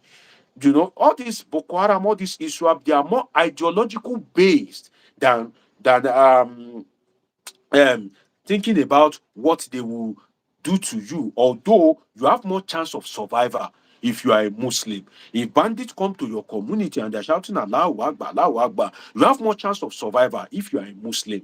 But the truth is, if you are a Christian, you have a lower chance of survival. But it is more of ideology based. If you subscribe to their ideology, then you have a high chance of survival. But what am I doing? I'm bringing to you raw evidence of the international relation between US and Nigeria as regards the alleged persecution of Christians. Now, I would play you another video.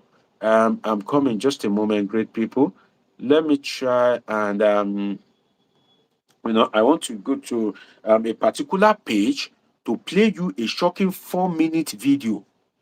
4-minute video about Nigerian media. You will hear the woman who said, she's a legislator in the United States. She said her husband watched the video of how a woman, a pregnant woman, oh God,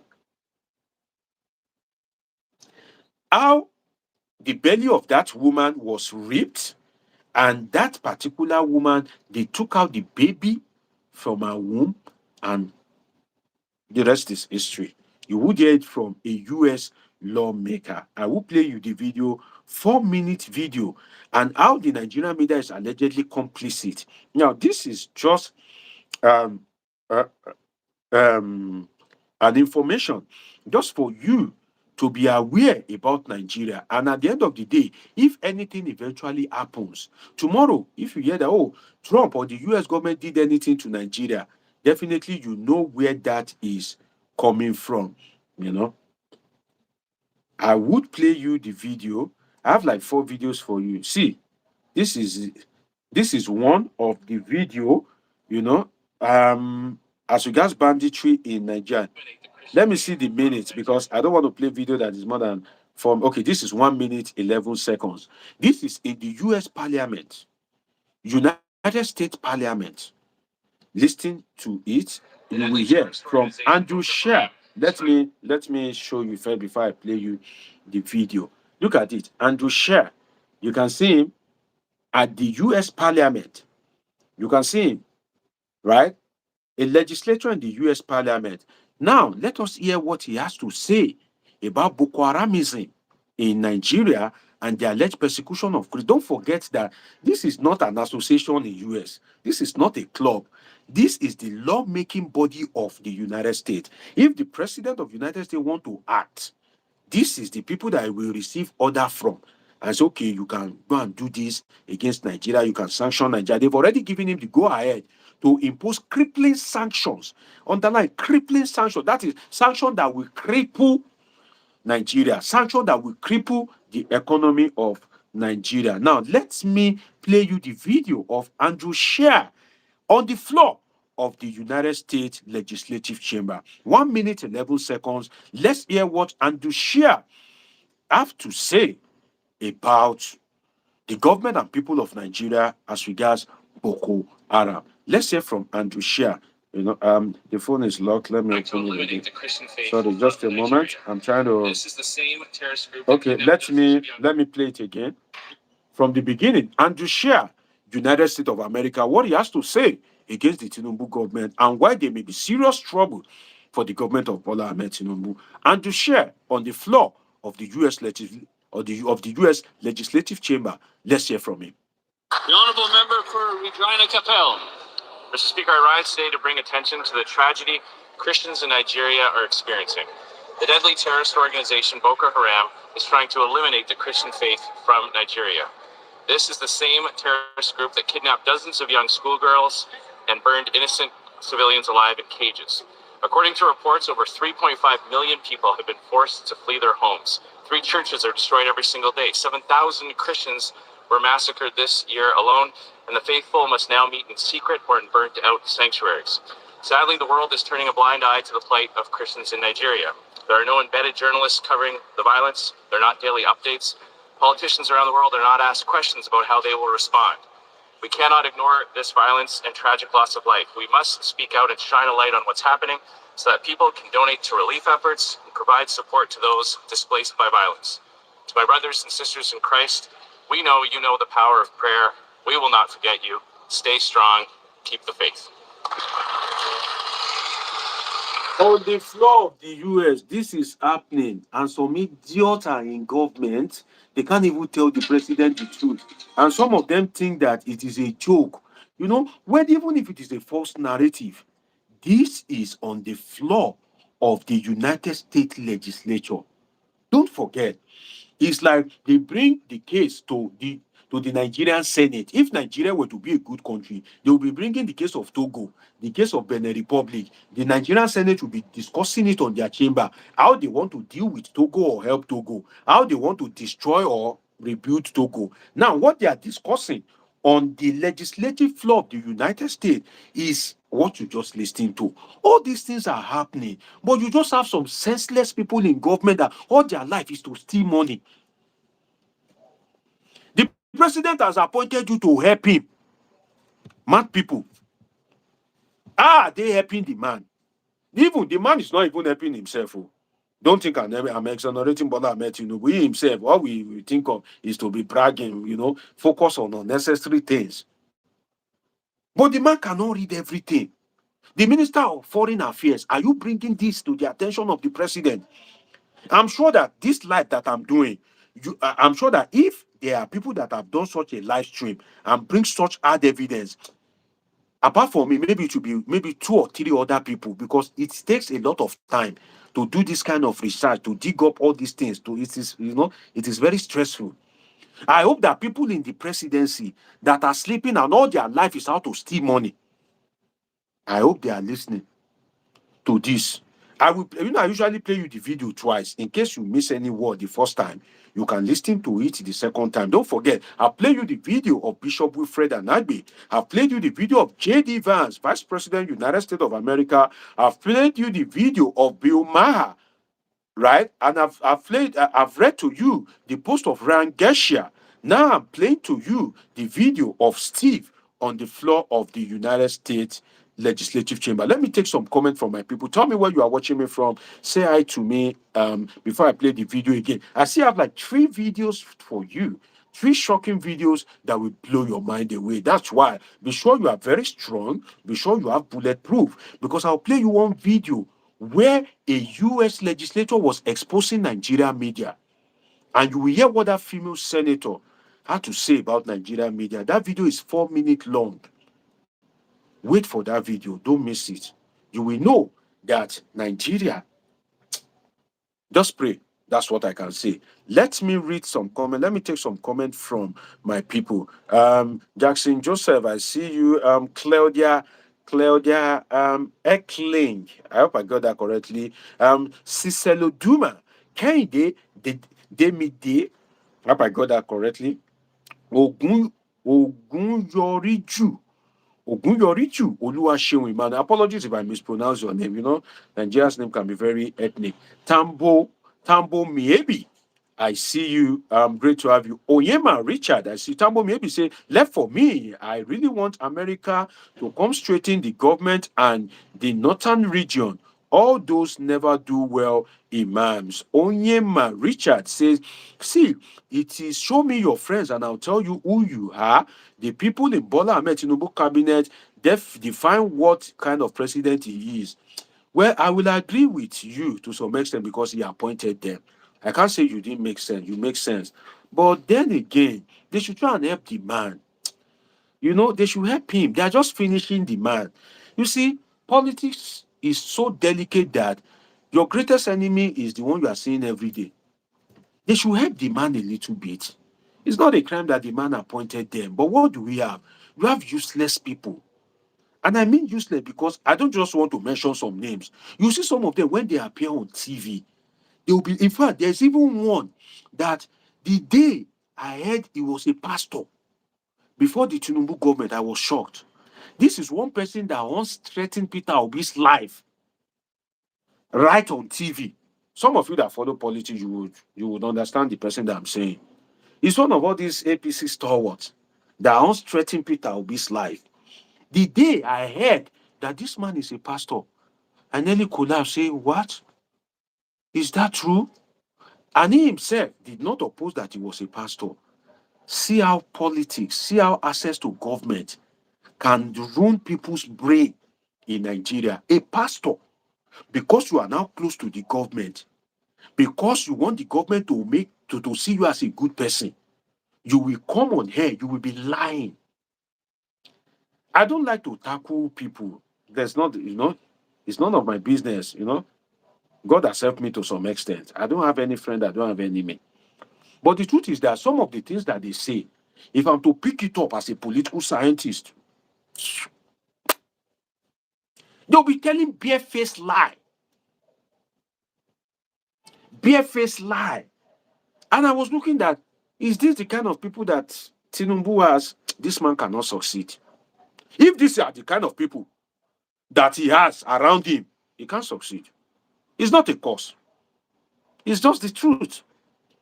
As a political scientist, if these are the people you have around you, you can't succeed because they will deceive you to your grave. And that's what they are doing to that man, unfortunately. That is what they are doing to that man. Tinubu is bad. He's not a good guy. He has his own bad. But you see those people around him, they are, oh, either Tinubu, not lie, you. Not lie. They are the most useless people that are running that man. I don't want to go deep as a political side. Let me just pick it from the surface like that. They have finished that man completely because the man is unable to see what he's supposed to. There are some things that if you do not see it, it's okay. But if the government of US is speaking against you, if they are creating a scenario against you, if they are molding global opinion against your country, and you are not aware, or your ace will come and give you some sweet lyrics, the day the consequence will hit you, it may have been too late. I will still play you I usually play the video twice. So I will still play you the video of Andrew Shear in case you miss it. You will hear it again, 1 minute, 11 seconds. Then I'll play you another video again. But first, let me take the comment of Ayuade Adeyemi. Says Tinubu is destroying this country. Protect somebody like Wike, a corrupt leader. Cannot sack a corrupt minister. Tinubu is mocking God. We soon bring him down. The throne is God. Well, I don't pray that God should bring anybody that is up down. But the truth is that Tinubu can do better. That is just it. And Tinubu himself is one of the problem of himself. You see, one thing I realized about Tinubu, you know, give it to him. He's a friend that anybody will pray to have, in the sense that how he, fights for those that are his friends. But then there's one thing I discover about him, looking at his political trajectory. Tinubu is more concerned about power. He loves that power. So anything that he does, it is, if it relates to how to retain and regain power, he will just stay on that particular thing. It is rare for people to give me something. Linda Madu, God bless you. Linda Madu just gave me $20. It is rare. I don't see people give me things on this platform, because most of the people that are watching me, they are not Yahoo boys. They are not fraudsters, and I'm making sense. So when you make sense, people don't give you something. So if you are some of these TikTok live streamers, I don't want to disrespect anybody, and Yahoo boys are on their platform, they'll just be giving them money. Some people say they made $20,000 on a live stream. But then my people that are watching me, they are intelligent people, that are moderate people, and I appreciate them. And we just want to enjoy ourselves and share knowledge. But that one gifted me, Linda Madu. God bless you. I appreciate you from the bottom of my heart. Linda Madu, I appreciate you. I don't get this, every time. But Linda Madu, God bless you. Where are you watching me from? Linda Madu. God bless you. She just, or he or she, Linda should be a female. Linda just gave me 20 US dollars. God bless you, Linda Madu. I appreciate you. I appreciate small thing though. God bless you. Will give you 20. If God bless her, if he give you more tomorrow, God bless you, Linda Madu. I appreciate you. Now, let us hear from Andrew Share one more time. I still have like 3 videos to play for you. I told you that the way I structure my live stream is to structure in such a way that even if you watch it 10 years later, you need knowledge about that particular topic.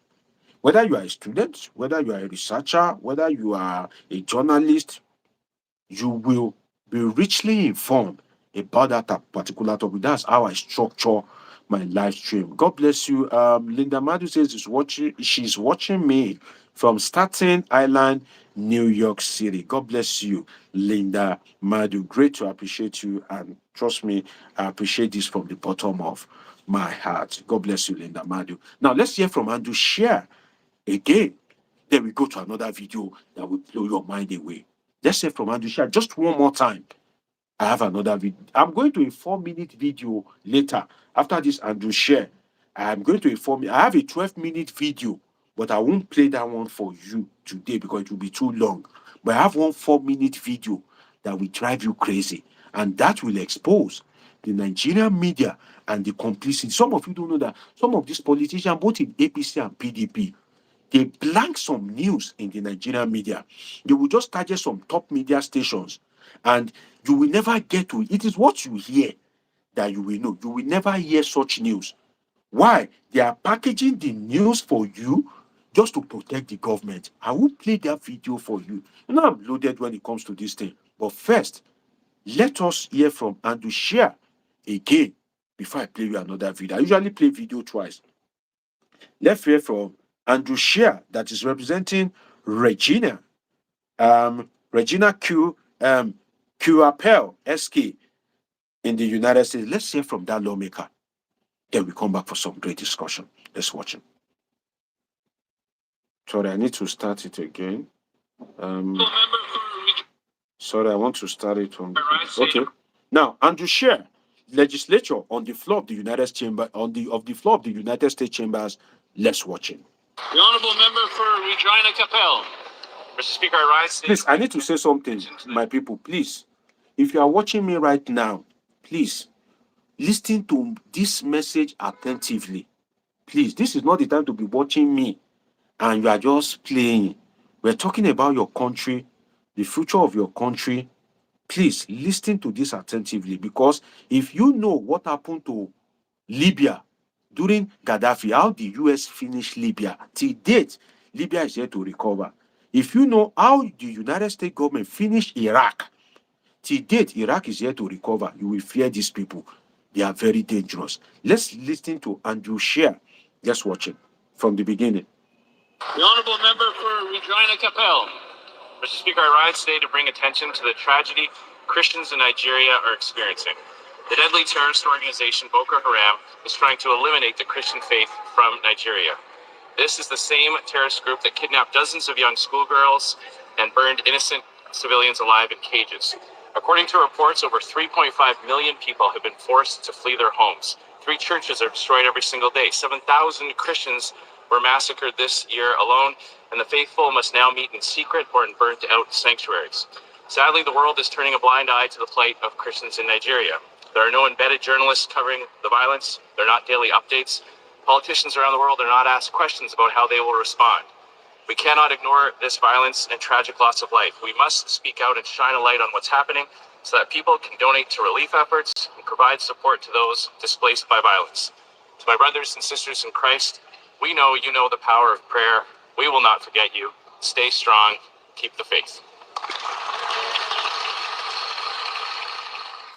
They all stood up to give him a round of applause.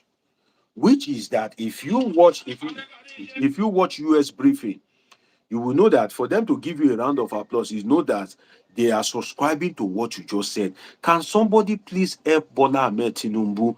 Can Bola Ahmed Tinubu help himself? All these stupid people that surround him, there are some good people around him, I must say. But please, can some of these useless people, and the worst people are those that will come to media and be doing as if they want to die for Bola Ahmed Tinubu. Now lie you. They are the most terrible, the most useless people. Can they help this man? Can they help this man? And can the man help himself? Can the man help himself? Because I see Bola Ahmed Tinubu. If he goes abroad, he will be watching TVC. What kind of nonsense is that? You are not the president of TVC. You are the president of Nigeria. You should be watching NTA. That is if NTA will report the right news. You should be watching NTA. You should be the brand ambassador of NTA. But you are a president. Every time they want to post, that's why I said, you see, in Nigeria, they usually put people in position by who you know, not by the knowledge you have. They will put people and they will snap picture of the president watching TVC. President watching TVC, a private media station, although owned by him. That itself is media nepotism. You are not supposed to be watching TVC as the president of Nigeria. You are supposed to be watching NTA. A lot of errors that the man is old. Let's be, the man is old. They say he's 72, maybe he's 82. Some people will say he's 90. Some people will say he's 60. Some people will say, but either way, he's an old man. But, my sister Linda Madu says he doesn't take advice. It is in two ways, my dear sister. Tinubu may not be taking advice, and Tinubu himself. Let me answer you, my dear sister Linda Madu. Let me answer you with a political school of thought. You see, leaders in politics, history, and international relations, leaders have a pattern. And that pattern, how your aides will relate with you, depends on the signal you give them. Now, if they realize that Oga, they proud, Oga believe say na him be the best, do you know what? Everything they will tell you will be what will make you feel you are the best. Because they know that if they do otherwise, you go sack them. So you have a point in that regard.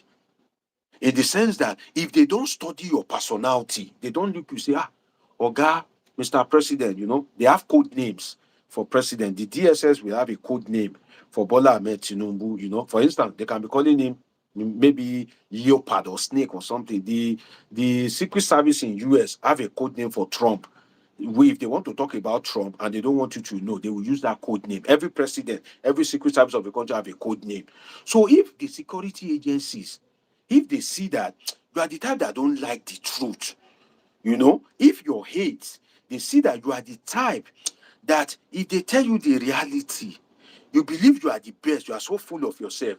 When they will come to you, they will package the news in such a way that it will make you feel that you are the best. So they will tell you what you want to hear.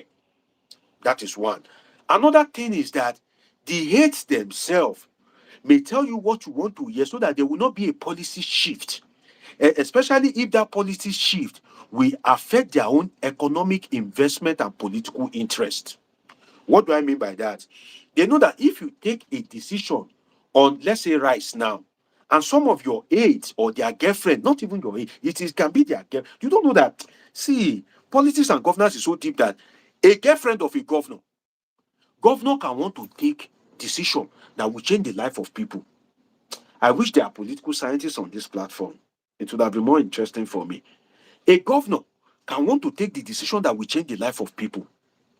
If it be one small toothpick-legged girl where they carry Oga reach cloud 9, where they make Oga feel all right, where be the transformer of Oga. If Oga high, he go lower. If Oga low, he go higher. If it be say, now one small skimpy-legged girl, now I go change that policy. Baby, now, you know that if you do this now, if it will affect my business now, my container is coming. I would, oh, yes, oh, that your container never arrived. Okay, don't worry, I'll try and delay the policy a little bit. That policy may be the policy that will help millions of lives. Some of you don't know. Or one small girl, small legged girl, can change the whole policy of a government. It is sad. I'm going to a video now, 4 minute video. 4 minutes. I will play it for you, 4 minutes. And you will hear about Nigerian media, the complicit of Nigerian media, how they silence Nigerian media, how Nigerian media they work with them to cover insecurity. After that, I would analyze for you. Oh God. You know why I said, oh God? Sometimes I'm a woman. Sometimes I'll think that some of these things you are literally on your own. But then I like to speak the truth and I like to educate people. But sometimes I think that Nigerians, do they really want these things, Sha? But then I'll just think like, okay, let me just educate people, even if it is one or two people, at least they can go with the knowledge. I will play you that video and it will blow your mind away. It will scatter your mind pieces.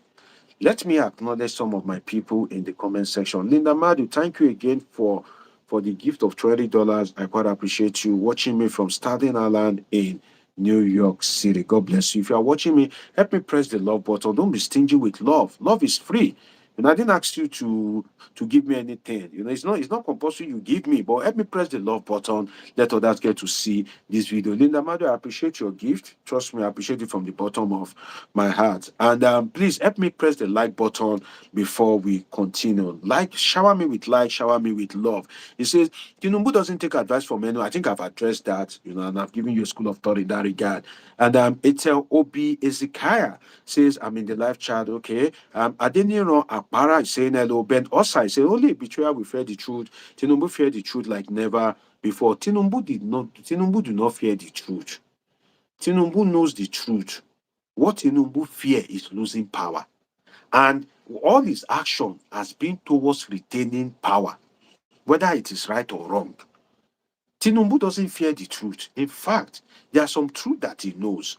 For instance, when Igboho was fighting all these murderous Fulani herdsmen that want to invade Yoruba land through the border of Oyo State, Tinubu, as the lord of Southwest politics, you want to tell me he doesn't have the information? You want to tell me he doesn't know? But he came out and said, where is the cow? It's not that he didn't know that Fulani herdsmen were trying to make inroad into the Southwest, but that statement will make him appear as a beautiful bride before their Fulani people, and that will translate into vote for him, having have the intention to contest in 2023. So Tinubu knows the truth. I believe he knows some truth, but what is driving his action is politics and power. That's my response to you, my dear brother Ben Osai. Tinubu, he knows some of this truth, but Tinubu will rather act cautiously, pamper some of these people, and have a win in 2027 than for him to be decisive and do 2027. If ever want to fall, let it fall. What matters to the president apparently is 2027. That's why you will see that a yes on Wiki will be behaving like a non-entity, will be fighting and abusing everybody because it's strategic to causing problem in the political party. Although his conduct is bringing disrepute to the government, Tinubu will leave him to just be doing the way he likes. If you like, say Tinubu, yes, on Wiki has stolen all the money in the CBN, Tinubu will leave him. Does he not know the truth? Does he not know?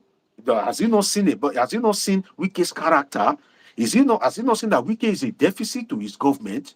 But he has chosen to retain him because of what? Politics power 2027. So I disagree that Tinubu doesn't know the truth. He knows the truth to some extent.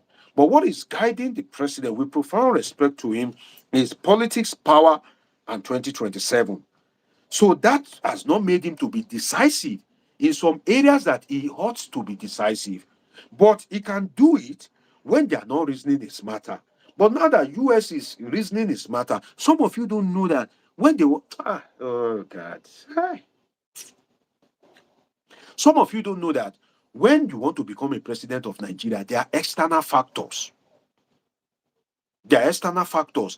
Air Commodore Moume, retired Air Commodore Moume, spoke about how they were able to convince the CIA that Muhammadu Buhari is the right person to lead Nigeria at that point in time. Is the CIA voting in Nigeria? Is CIA on the voters register? Why do they have to convince the CIA that they should support Muhammadu Buhari? I won't say more than that. Why do they have to seek the consent of the CIA? I won't teach you everything. I can only give you clue. I won't teach you A for apple. But just think, why do they have to convince the CIA? Is CIA within the territory of Nigeria? Is Nigeria not a sovereign country? Is CIA Central Intelligence Agency of the United States? Are they on the ballot in Nigeria? So some of you will think that politics and governance is just about your vote. No, there are some foreign forces, some external forces. And I've analyzed it for you before that the Tinubu government is a product of the Democratic Party, the Obama political family, Muhammadu Buhari down to Tinubu. You recall how Obama assisted Muhammadu Buhari, frustrated Goodluck Jonathan, even semi-threatened him and all that. And the rest is history. Now, Donald Trump is there. Donald Trump is of the Republican government. Will they give their support to Bola Tinubu in 2027? That is one problem Tinubu we have. And that is why the president will not mind hiring lobbyists. I've dissected for you before. So I don't like to go back. If you are just, subscribing to my channel, well, there's still a lot you can catch up with. May God not kill us. Okay? So do well to subscribe to this channel. Now, I will play you that video again, but before I do that, I'll play you another video. Let me acknowledge some of my people in the comment section. Adeniro Akpara is saying, I am Ben Osia. I think I've answered your comment. Endurance Uwogire. Apologies if I didn't pronounce it well. Apologies. Victor Onyiruka says, oh, you are very correct. It happened during COVID and it affect delay in crossing borders and the airport. Chikunwas. Kikunwa, he's saying, Itel Obi Ezekiah. He's saying, my first time, good job. God bless you, Itel Obi Ezekiah. And if you are watching me and you are not pressing that love button, you're a wicked person. Press the love button, shower me with love, press the like button, and also subscribe to this channel. Tomorrow, I have a video. A Nigerian minister was caught in certificate fraud. Tomorrow, in my short video, like 12 minutes, I go break them down for you. I go pieces and I get the copy of the forged certificate. I get the copy of the letter, the university, we say no, a forged certificate. I will bring it to you tomorrow. I will upload video tomorrow. I'm here to dissect it. I will dissect it. That's why you need to subscribe. I have all the information about it, and I will bring it your way. That's why I call myself your sure plug. Your sure plug on politics and happiness. Don't take me to engineering. I don't know it. I will fail. I'm a political scientist with a PhD. Don't take me to tailoring. I will fail. Don't bring in that Idabasi for me to compete with. I don't know how to cook. She will beat me flat. But when it comes to international relations, public administration, political science, politics and governance, that's why I'm your sure plug. One Love is saying, I, Linda Madu, great to have you, my dear sister, watching me from New York City. A Flame and Woe is saying, true, the personal opinions of a leader become like a decree to his age. Yes, that's a good way to frame it. A Flame and Woe. The personal opinions of, that's why I like when I have good people in my comment section. You see that my comment section is always neat. I don't like people that will come and be abusing people's papa, people's mama, people's... No. I will isolate you forever and ever. Great to have... Linda Madu sent me the love something and art. Linda Madu is the one that gave me $20. God bless you, Linda Madu. I sent art to you to how they do it. Make a copy. I be like saying like this, they do it like. And Shola Ojikutu seems to be watching me from the UK. He joined me recently and is becoming one of my regular viewers. Mr. Shola Ojikutu, God bless you, sir. My namesake. Great to have you. Pamela is also one of my regular viewers. I appreciate all of you. Wait, Pamela and Shola Ojikutu, why not just they come? I don't like when my regular viewers come late. You've missed a lot. You've missed. I've dissected a lot of things. I've brought out some hard evidence that even people in government, they need to come and sit down with notes and be taking lecture in my live stream that will help the destiny of their government. Because some of these videos, even some of them, they are busy thinking of how to steal people's destiny. Some of you don't know that you don't have destiny again in that country. They have stolen your destiny. If Wike can have house in Florida, have use Rolls Royce, and has J Signature Hotel, just because he has access to public places, those money are people's destiny. There's no destiny again. The destiny now is of the children. Now they have even moved to their own destiny. It's their destiny that they want to be using now. But you and I, that we are adults, there's no destiny again. Oh. They've used the destiny of the Nigerian people, unfortunately. So please turn on your notification button. When I come live, I'm not coming to play. I'm coming to give you some, you know, analysis of policy and happens in the polity. Shout out to you, my dear senior brother Shola Ojikuto. I don't know him, but I believe he's older than me. So shout out to you, Pamela. You are one of my regular viewers. You came late. Ekpara Felicia saying hi. Raphael Adepoju saying hi. Anas Kabil, I see you. Abdurrahman Kausara, I see you. Obina Young, I see you. Adetiron Akpara, I see you. It's your first time. Maybe I will buy a bell. Just like it's difficult for me to see a bell where I am. If not, I would have been ringing you bell. I would open my phone line. If you want to contribute via video call, I have a link that I will send to you. I me on WhatsApp. Request for the link. I will send it to you. And get your spare phone ready. I want to hear from some of you as regards the topic. So I will be calling the WhatsApp number when I'm through with the comment section. Then I will hear from some of you. I still have a video to play for you, 4-minute video. It will blow your mind away. In fact, it will pieces your mind. Make sure you have a strong guide before watching that video. How Nigerian media is complicit in all of this. We'll get to that, but let me acknowledge Adetiran Akpara, my first time viewer. Do well to subscribe, turn on your notification. But Obina Young, I see you. Ibrahim Adewale, Anas Kabir, I see you. The reason why I mentioned some of you is that even if this video is watched 10 years from now, your name will feature in that video. That's why I acknowledge some of you. Your name will feature. So people that will watch it later, their name are not featured though.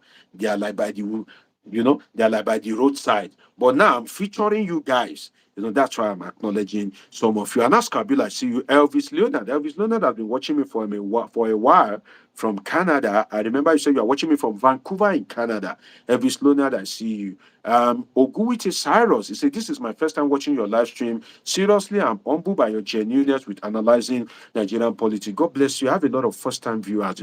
Executive Energies is my returning viewer. I think Executive Energies was the one that told me that, I should be using pure English in my recording, because some of my recordings now I put pidgin English. So if you are the one, Executive Energies, I saw your comment that day, but let's just input some pidgin, particularly in the record. Not be everybody sabi all this English. Let's just carry people along.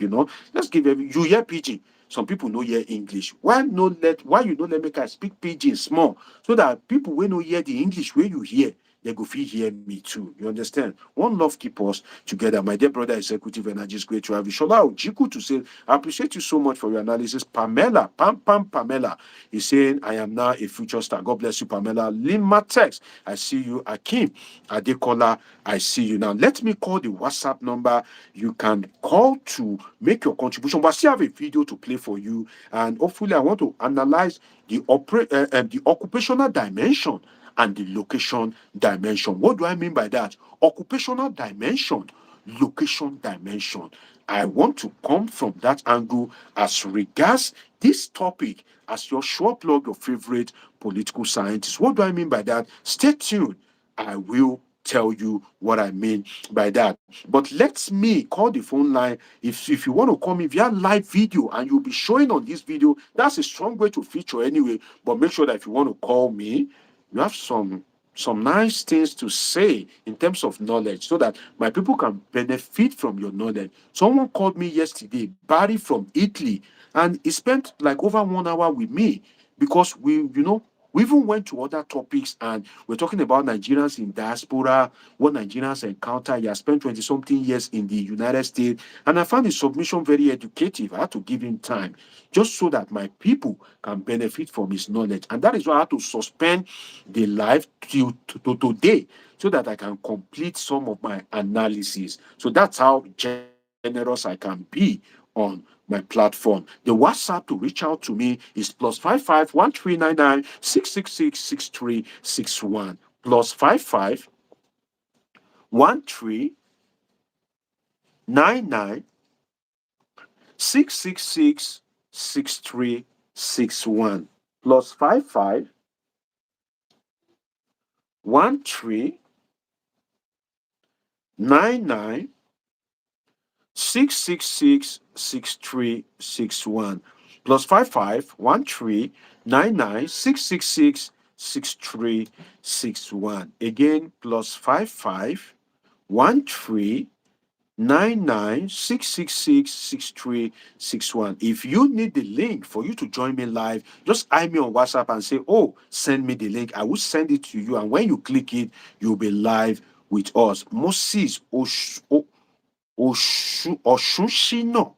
I hope I got that correctly, but I believe you didn't write the name correctly. I just used my brain to pick it. Moses Oshushino is saying I'm a first-time viewer. I think I have a lot of first-time viewer today. Do well to like this video, subscribe, turn on your notification button, and expect my video tomorrow about that minister.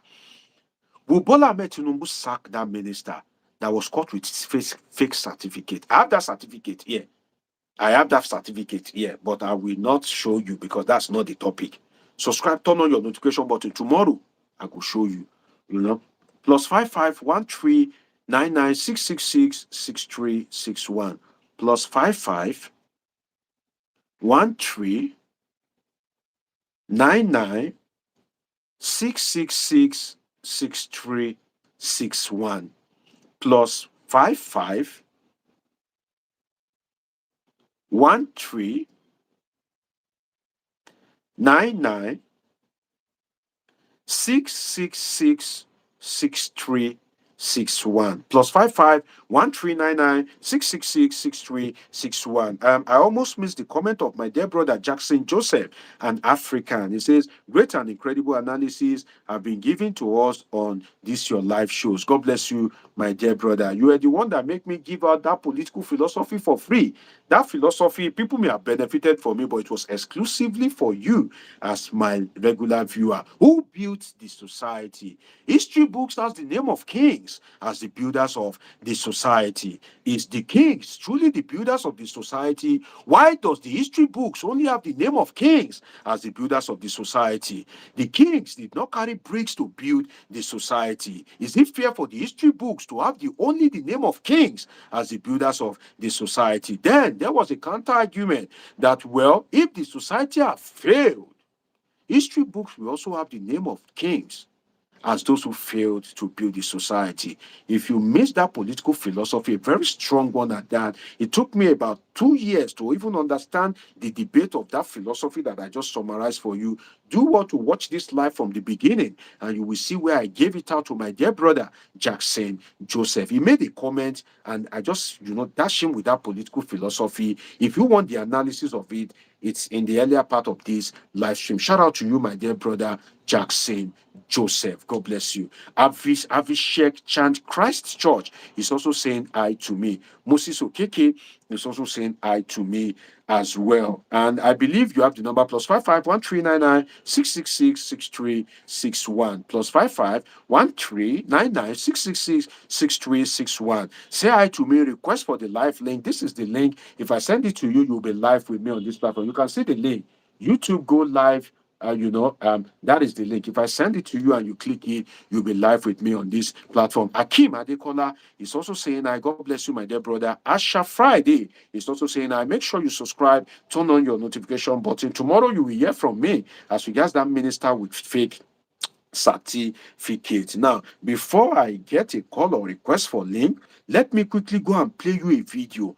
Heaven will not forgive me if I don't play you this particular 4-minute video, and I must play it to you as regards what is happening in Nigeria. I just played you the video of Andrew Sheikh on the floor of the US Senate. Let me go and play you another video. Yes, this is the video, 4-minute video. See, anything you are doing right now, if you are watching me live right now, please, for the next 4 minutes, let me confirm the time of the video. For the next 4 minutes, 8 seconds that I want to play this video, please Give it utmost attention. Don't miss any part of it because it is 4 minutes long. It will tell you about the complicity of Nigerian media, how they rip a woman belle comot baby for there, how this lawmaker, her husband no fit eat when he watch that video. It's a lot of in-depth information, and these are one of the people that will finish Tinubu if he's not careful. Don't forget that Donald Trump now already no nonsense guy, and if he has the support of these people, I played you the video of Andrew Sheck. I played you the video of J.D. Vance, the vice president. I played you the video of Bill Maher. I shared you the post of Ryan Gesher. I played you the video of Bishop Wilfred Anabi. If Trump wants to do Bola Ahmed Tinubu government anything, he has enough backing already. Let me tell you the truth.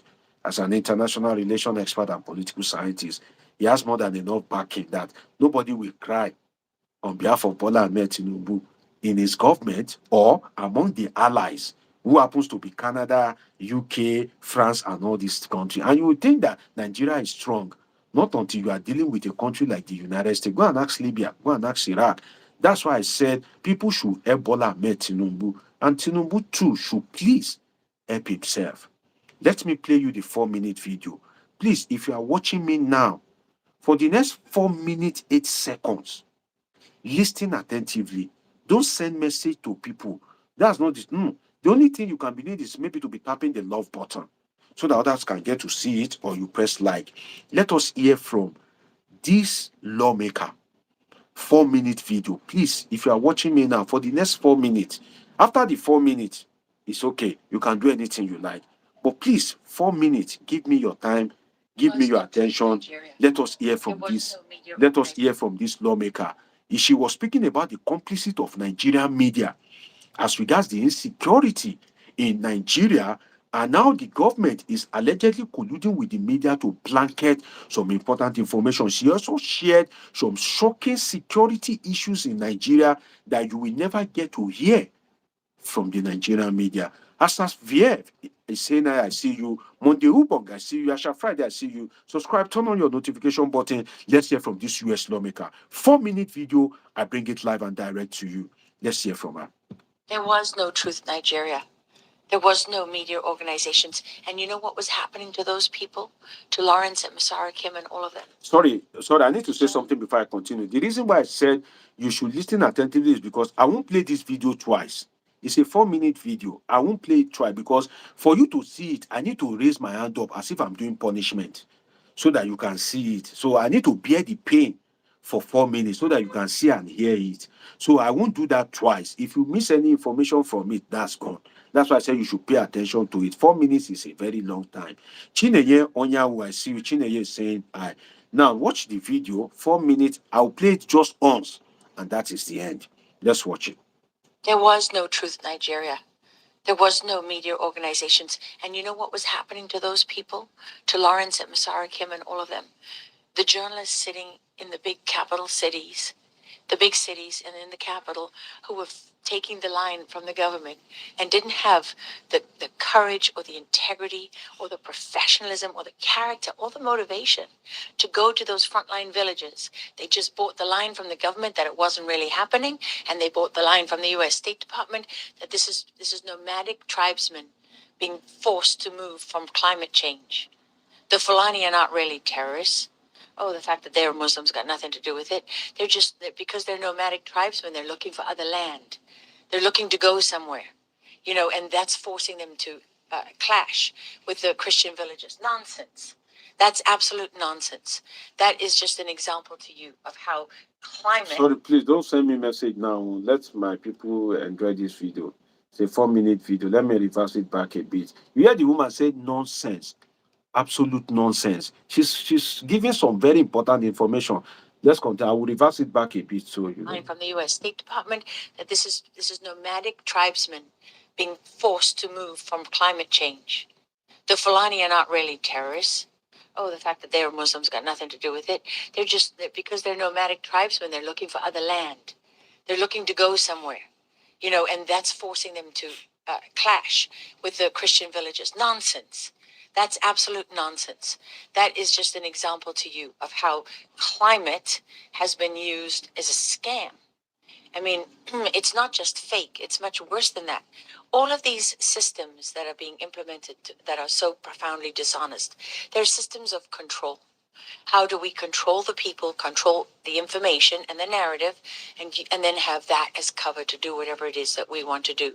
Which, by the way, is to go into Christian villages and not only annihilate people. I mean, in one of the recent attacks that Truth Nigeria has reported on, putting women and children inside cages in the market and burning them alive.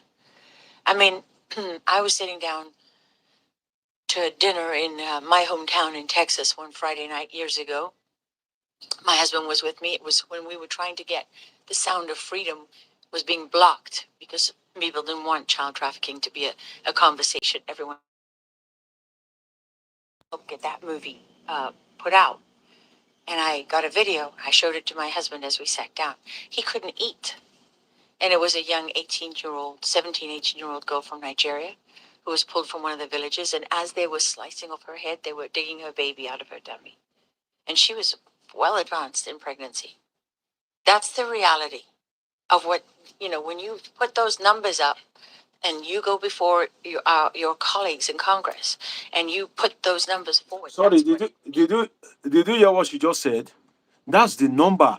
When you put those numbers out and you go before your colleagues in Congress. Hi. Do you hear that? When you put those numbers out and you go before your colleagues in Congress, where is the Congress? Congress is like the Nigerian Senate. So, see, I don't speak in vacuum. I will give you hard evidence. I've played you like 7 videos now of people that are influencers, politicians, people in government. I even played you the video of US Vice President J.D. Vance. Is Tinubu aware of all these things? Or is just sitting in Aso Rock, just flexing? Are some of the idiots that you are pointed at is, are they helping the man at all? Do they have any sense at all? Are they seeing any of these things? And what are they doing to address some of these? Or is this just is this just about power? 2027 power, steal money. Look at what this woman is saying. Is it true? If it is not true, what are you doing to debunk the news? What are you doing to address these concerns? Because the woman is talking about a particular video where they caught woman belle for northern Nigeria, comot the baby, still born am alive. If you are saying it is not true, look at what happened in Yewata. Look at what happened in Yewata. Ayodeji, Olatoregu. No, I just have to stop there, and I will still play you the remaining part, but I need to stop to make a point, which is that you heard when she said, according to when she goes to her colleagues in Congress, these are the people that will checkmate Donald Trump. Oh. If Trump do anything against Nigeria, these are people that will say no. And these are the people that are even in support of sanctioning and taking action against Tinubu and his government. Are the people in government, are they aware of these things? Or all their life is about power, and to be is wicked that used to fight and behave like so? Is he aware of some of this information? I pity them. Let's continue the video. Let me reverse it back a little bit. Then we continue. 17, 18-year-old girl from Nigeria who was pulled from one of the villages. And as they were slicing off her head, they were digging her baby out of her tummy. And she was well advanced in pregnancy. That's the reality of what, when you put those numbers up and you go before your colleagues in Congress and you put those numbers forward, that's what it means in human terms. I mean, Lawrence once was calling Doug and myself. He's sitting in the back of a meat wagon on the bodies of his friends and neighbors with malaria. Remember, after that he went out with malaria for weeks. I mean, these the courage of the people who are on the front lines reporting this cannot be overstated. But the challenge that they face is that the media itself denies the reality that they see with their own eyes and ears. I mean, that's without conscience. Honestly, I stand before all of you in the National Press Club of the United States of America, the most powerful free nation on earth, where we have First Amendment rights. And I cannot say strongly enough to the press corps, do your job. do your job, because we are supposed to be the inspiration and also the safety net for journalists everywhere. It is truly without conscience that you can witness the execution of people and have it denied because journalists are too lazy, too corrupt, too stupid, too cowardly to stand up and tell the truth. That is without conscience. And, we have to stop being afraid of what people will say to us. We have to stop allowing those who tell the truth to be punished and those who lie to be rewarded. In all my years, Now, that is the video. I had to go and dig it out to play it for you. 4 minutes, 8 seconds video. And you hear this US lawmaker, you hear what she was saying about the government of Bola Tinubu. When I said Buhari was a very terrible guy, a disaster to Nigeria, some people will say, oh, I'm bad. Don't forget that this problem was created mainly by the Buhari administration. Tinubu has not done much to stop that particular problem, and he has been deceiving himself that is the best that is performing. That's where Tinubu has a problem. He is busy deceiving himself, and they are deceiving him. That's is the problem. But this problem blew out of proportion during the time of Buhari. Buhari was a disaster to Nigeria. 8 years of disaster.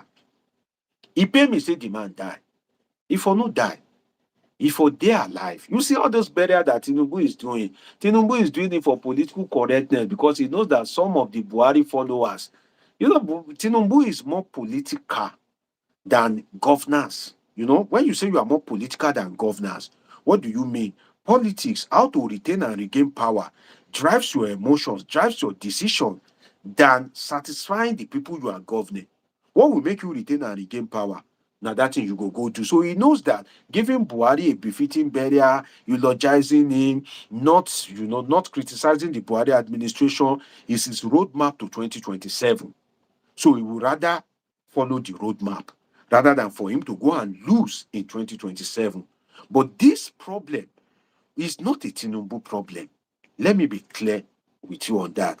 This problem was mainly a Buhari problem. It has been existing, but it blew out of proportion based on the ethnic nature of Muhammadu Buhari. And I've analyzed it before that Buhari caused a lot of problem even for the people in his ethnic group. Before, an Igbo man in Nigeria, for those back home, an Igbo man would easily appoint an Hausa Fulani man as his megad. He still have the trust in him. But when Buhari came to power, and he was sympathetic to these people and very hard on the Igbos. You remember the thought in the circle, you remember the lazy youth, you remember the I've forgotten some of this statement from him. And that amplified ethnic tension between the Igbos and other ethnic groups in Nigeria, particularly the Hausa Fulani. Now, today, Buhari is dead and buried. In fact, as worst as he is, he was still giving a state burial with Nigeria's money for the sake of political correctness.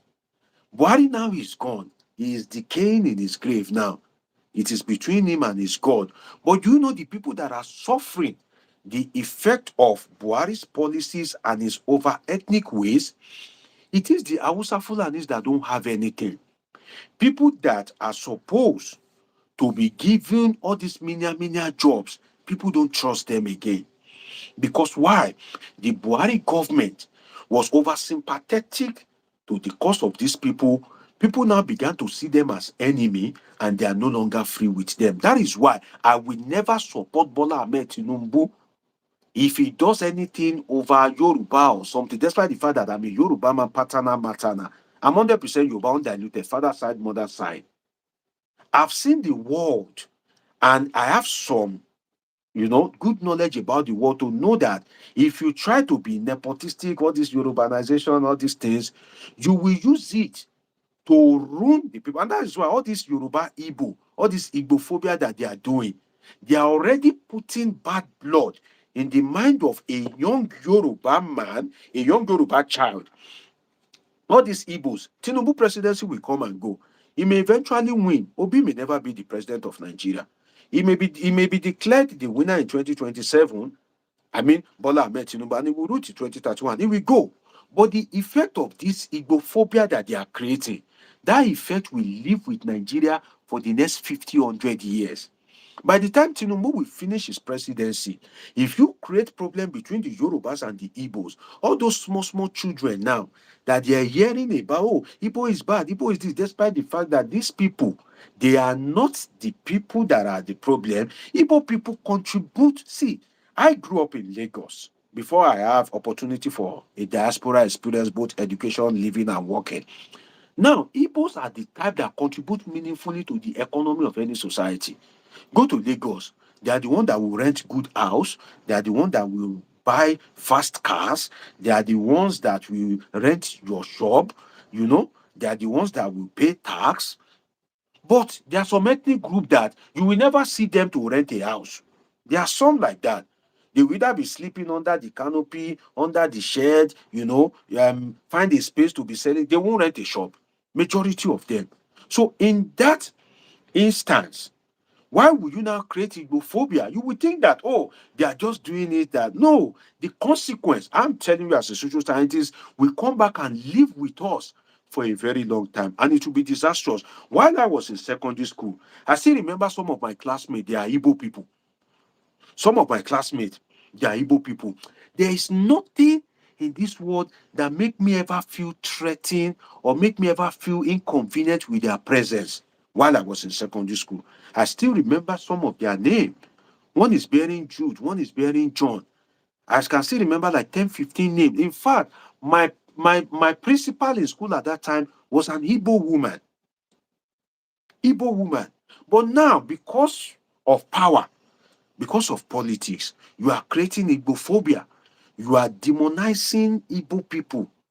You are just because you want Tinubu to remain. Don't worry.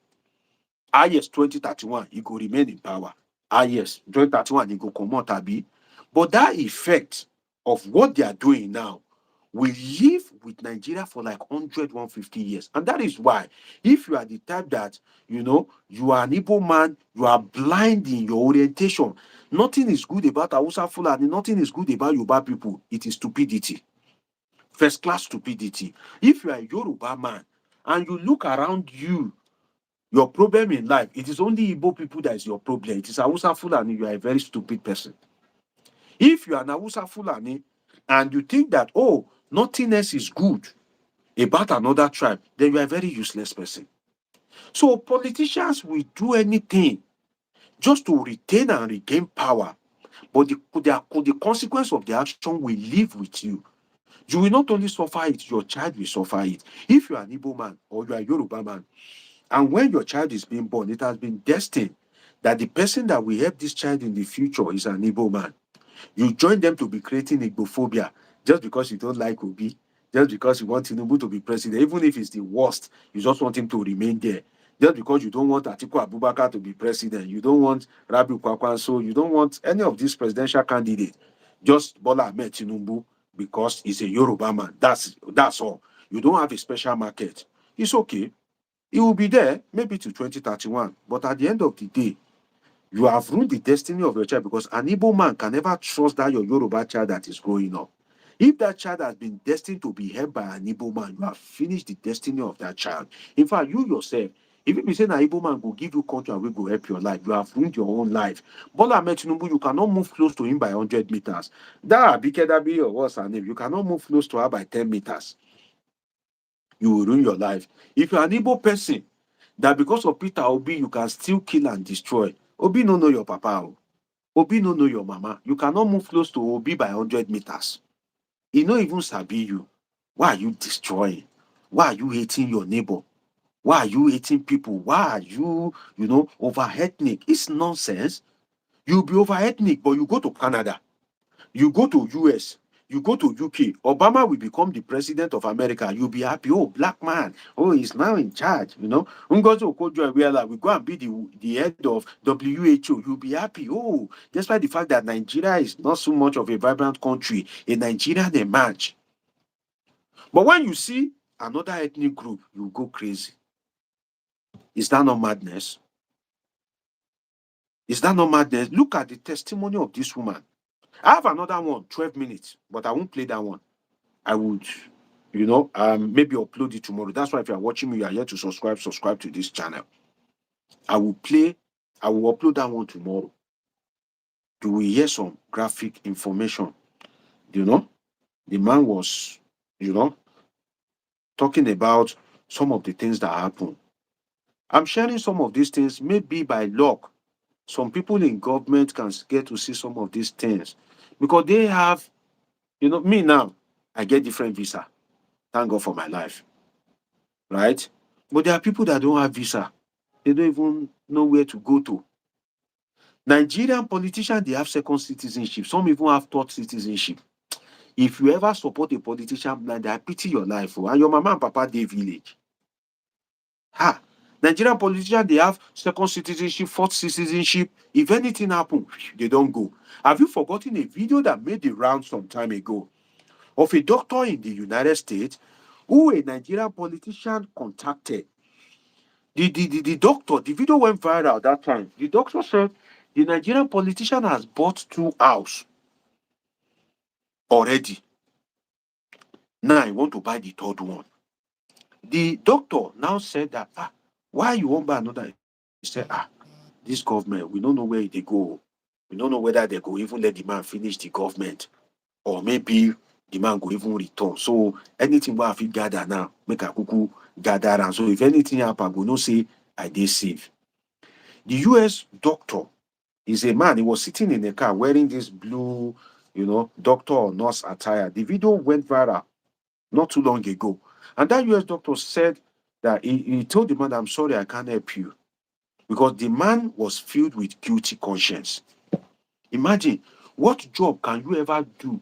Some of you that have spent 20 years in Canada, you know what I'm saying? Some of you that are watching me from all over the world, Dr. Zoe, God bless you. I like when I have intelligent people on my comment section. You inspire me. Ibrahim Adewale, God bless you. Dr. Zoe. Dr. Zoe. That's why it's not good to lie. Dr. Zoe made that post that time. Say, a politician. But I hope I hope that politician is not weak, because the way that want the buy house for America and all. And some of you don't know, Wike was only exposed because he has offended a lot of people. Wike was only exposed because he's a basket mouth. He has offended so many people, both in APC, PDP. But I can tell you that the difference between Wike and some of these other politicians is just very little. As Wike get in home, with profound respect, allegedly, all these Akpabio, Tajuddin Abbas, all these Sanwo-Olu, all of they get their own too. But because Wike is a terrible guy, just they talk anyhow, just they fight people anyhow. Now they make am cast am. All this Saraki, Atiku Abubakar. In fact, if you hear the one of Atiku, you go one craze. All of them, they are almost the same. Whether APC, PDP, they are busy stealing anything that can be stealable.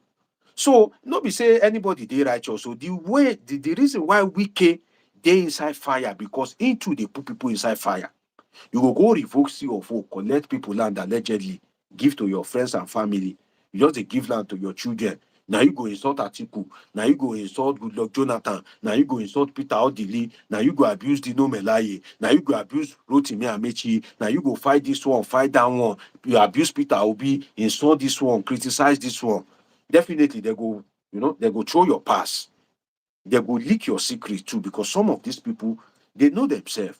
So don't look at any one of them as a saint. Most of them, the difference between them is the difference between 6 and half a dozen. If you are to dream, you sleep and you dream, and God shows you what Bola Tinubu have, you will run mad. You just craze. I was streaming Nigerian TV some time ago, and Dele Momodu said that the kind of wealth Bola Tinubu has, He has never seen such in his life. He has never seen such in his life. That the kind of wealth that he has. Don't forget that Dele Momodu is a big boy. Oh. Dele Momodu. Dele Momodu's net worth, if they give you, you are made.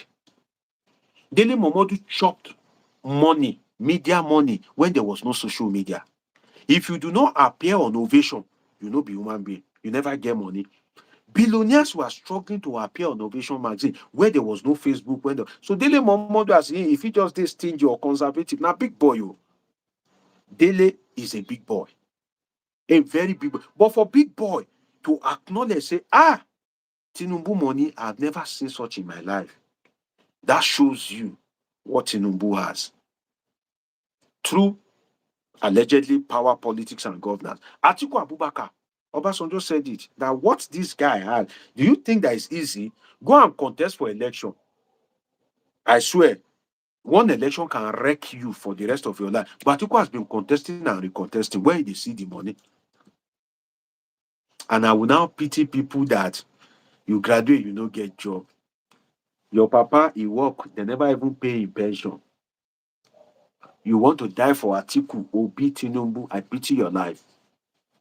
Obi is a billionaire. Oh. Forget all this one shoe, all this thing. Oh. Obi is a multi-fucking billionaire. Obi don't dare into import-export before Abacha became head of state. Before. Because for him to meet with Abacha to resolve the port issue that time, it means he will be one of the leaders of import into Nigeria. Imagine, cool money. Obi is so rich that when he want to go into politics, he became the governor straight. Now money that they call that one. You have never held any position. You just come, governor straight. It showed the level of his money. So these guys, they are rich guys. They are made. Oh. Obi is a billionaire. Don't underrate him. Oh, because he become and say, come, shut up. Bro. No, this guy get bastard money. Rightly acquired or wrongly acquired, he has money. But some people that they've not even paid the pension of your dad, you want to kill, you want to destroy because of Tinubu. I pity your life. I just do what? I pity you. So all these testimonies that I've shared to you is the US arguing that there is Christian persecution in Nigeria, but there are other factors aside religion. And I'll give you 6 factors aside religion, whereby if the US government diplomat get to watch this video in the future, they too they will learn something. God bless you for pressing the love button. If you are watching me, do want to subscribe, turn on your notification button, shower me with love. Tell me where you are watching me from. Ibrahim Adewale, I see you. Mike Okeke, I see you. Asevia, I see you. Every Slowly and Controvert 2, I see you. Oluboye Demuiwa, I see you. I don't do live every day because I'm always very busy. So just subscribe, turn on the notification. But anytime I come live, you will see me. It's not something I do every day. I just create time for this, and but I do upload videos every day, right, on politics and happenings in the polity. And if I see any interesting that's about politics, I do upload it too. And some of the media issues, shout out to Arise News, that's one of my best stations. Shout out to channels. If I see anything interesting, I bring it to you as well. For instance, when APC secretary, is it national or publicity secretary, when he was trying to bully media guys, and I watched, 2 or 3 of his interviews displaying what you can call a semi-lunacy, acting like, apologies to him, a lunatic. I had to compile it and bring it to Nigerian people that look at how this man is behaving. What kind of character is this? So I bring some interesting combinations your way as well. So the best way to have the best of me is to subscribe, turn on your notification button. Ispo Media, he's saying is this Yaya Bello or someone else?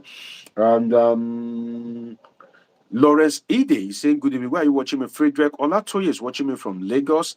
God bless Lagos. God bless the people of Lagos. God bless Nigeria. That's our country anyway. Oluboye is saying, I'm watching from Lagos. K2 Ikosi. Shout out to the day I will do giveaway. It will be to people watching me from Nigeria. Because I know the situation of things in the country, and for you to be watching me with your data, despite the terrible economy and that. So the day I will do giveaway, it will be only exclusive for people watching me from Nigeria. I tend to do that, sometime maybe before the year runs out. It will be for my Nigerian people. Lawrence Ide is watching me from Enugu State. So for the US government, Sioni is watching me from Maryland in United States. God bless all of you. Great to have you. Tell me where you are watching me from. Like this video and turn on your notification button.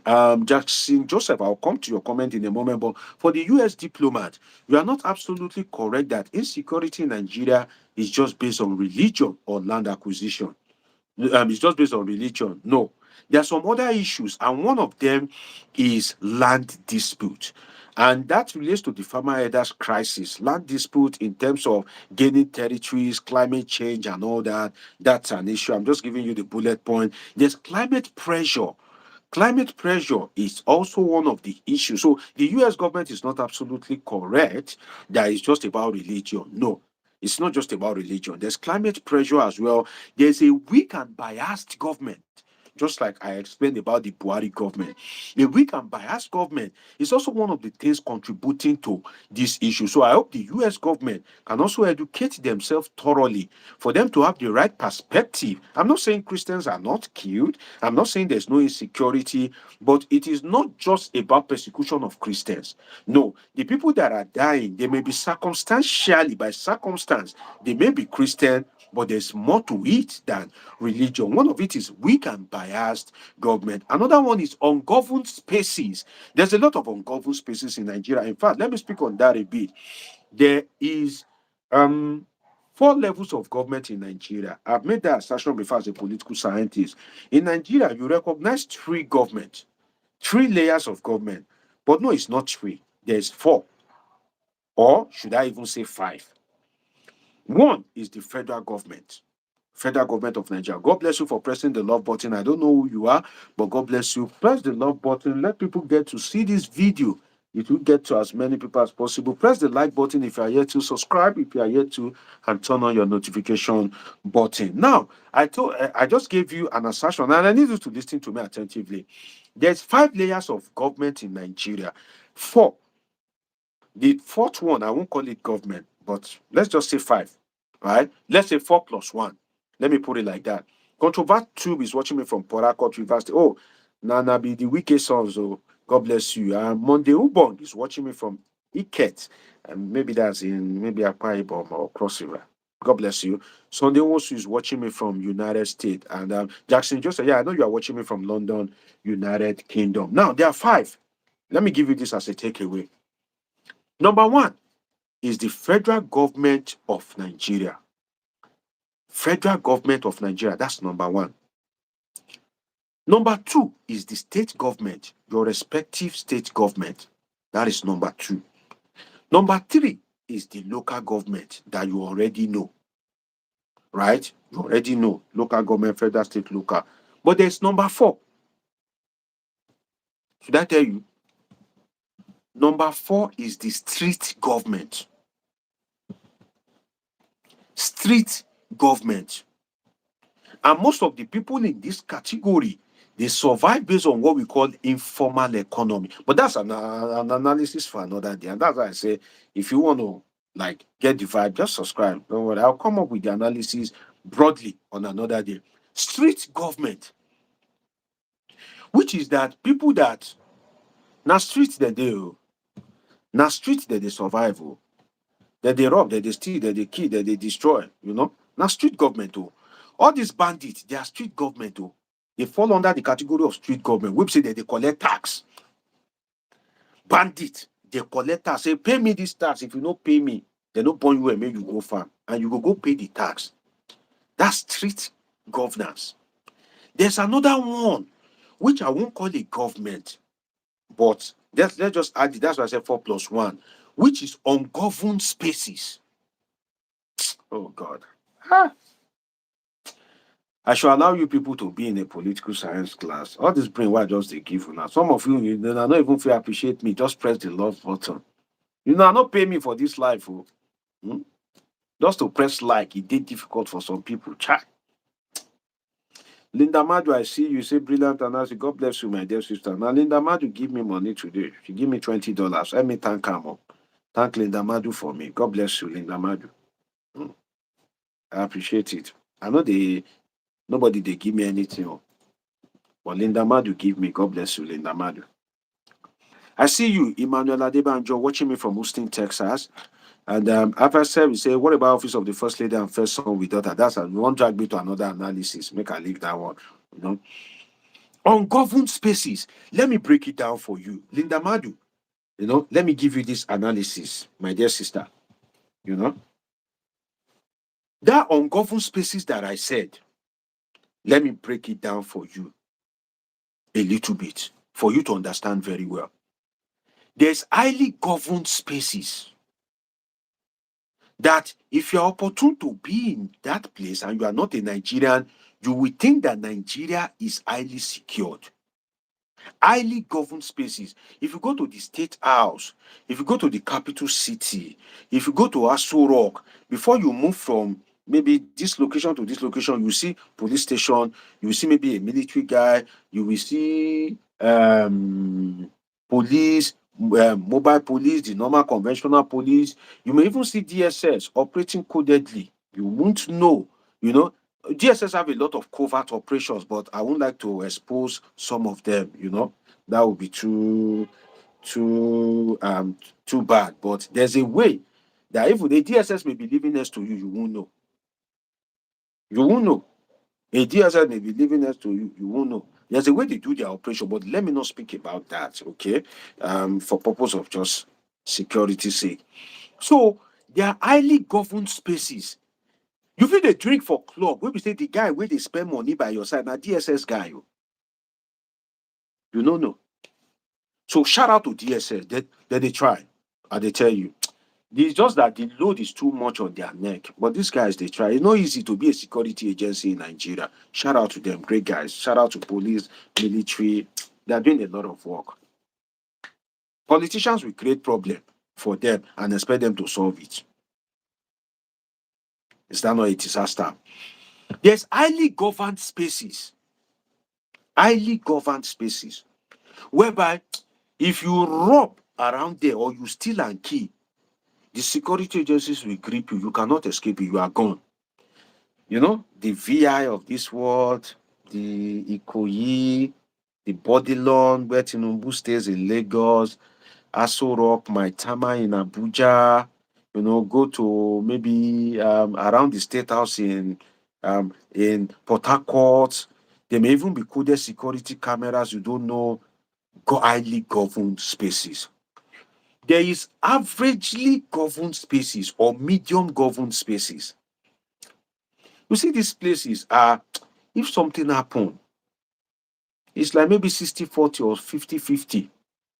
Those are the relatively average communities. They are still governed. There's the low governed spaces, which are largely the remote areas of Nigeria. For instance, your village. Some village are low governed spaces. You barely see a police station. If you see a police station, the police station is dry. Nobody there. Low governed spaces. The people there, they are still used to alternative means of conflict resolution, which is you still go to your king or go and report to the family head or go and report to the chief priest or something. The presence of security agencies is very skeletal, if I can use that word. Then there is the fourth one, ungoverned spaces. You see, those ungoverned spaces are the spaces that these bandits, all these murderous people, they are taking advantage of. That is why, because there's no security presence, it is largely ungoverned. They only feel the presence of government during election period.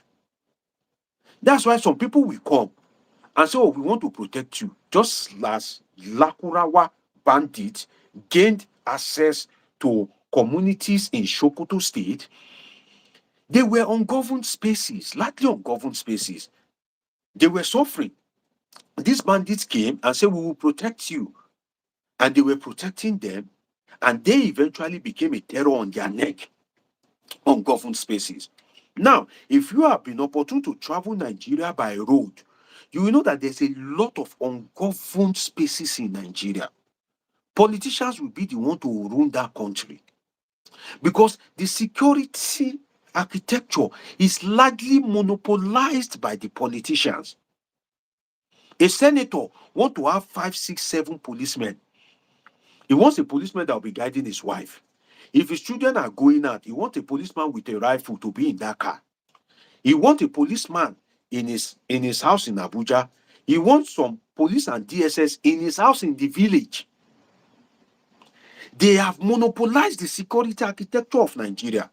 So far as we don't have enough number of people to secure Nigeria, the Nigerian politicians themselves, they have heard all these things. So the security agencies mostly exist to satisfy them.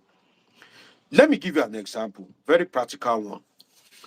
Write to the Inspector General of Police, Kayode Egbetokun, or this DSS guy, I've forgotten his name, he's a Yoruba guy, maybe Tunde something. Write to him. Come under the FOI, Freedom of Information Act. Tell them to give you the list, the statistics of security agents that are attached to anything politically related. How many DSS, how many police are attached to Nigerian National Assembly? How many police and DSS are attached to each senators? How many are attached to State House, 36 states and the FCT? How many are attached to the State House in Nigeria? The number will blow your mind.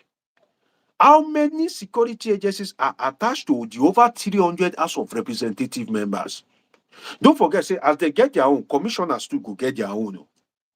Special advisor too, we won't do big boy. Special advisor, we know they advise anything. It will want police. In fact, in Nigeria now, you see notorious cultists on social media. Now, police, they guide them. Political talks, political ragtags, scallywags, street urchins, ragamuffins. They have police where they guide them. Write to the IG, tell him to give you a statistics, you'll be shocked. So this manpower are the ones that are supposed to be deployed to the averagely governed spaces, are the ones that are supposed to be deployed to the less governed spaces, and are the ones that are supposed to be deployed to the ungoverned spaces. But Nigerian politicians, they are the ones receiving the large salary, millions of naira, that they satisfy themselves. The security, we're supposed to even help ordinary Nigerians. They don't monopolize the security. And that's why I said Nigerian politicians, both APC, PDP, Labour Party, they are the problem of that country. They have monopolized everything. Nigeria exists only for them. Nigeria doesn't exist for any other person. The finance of Nigeria is mainly to satisfy them. The security is mainly to satisfy them. So these ungoverned spaces is where these bandits are now creating governance in. Oh God. Hi.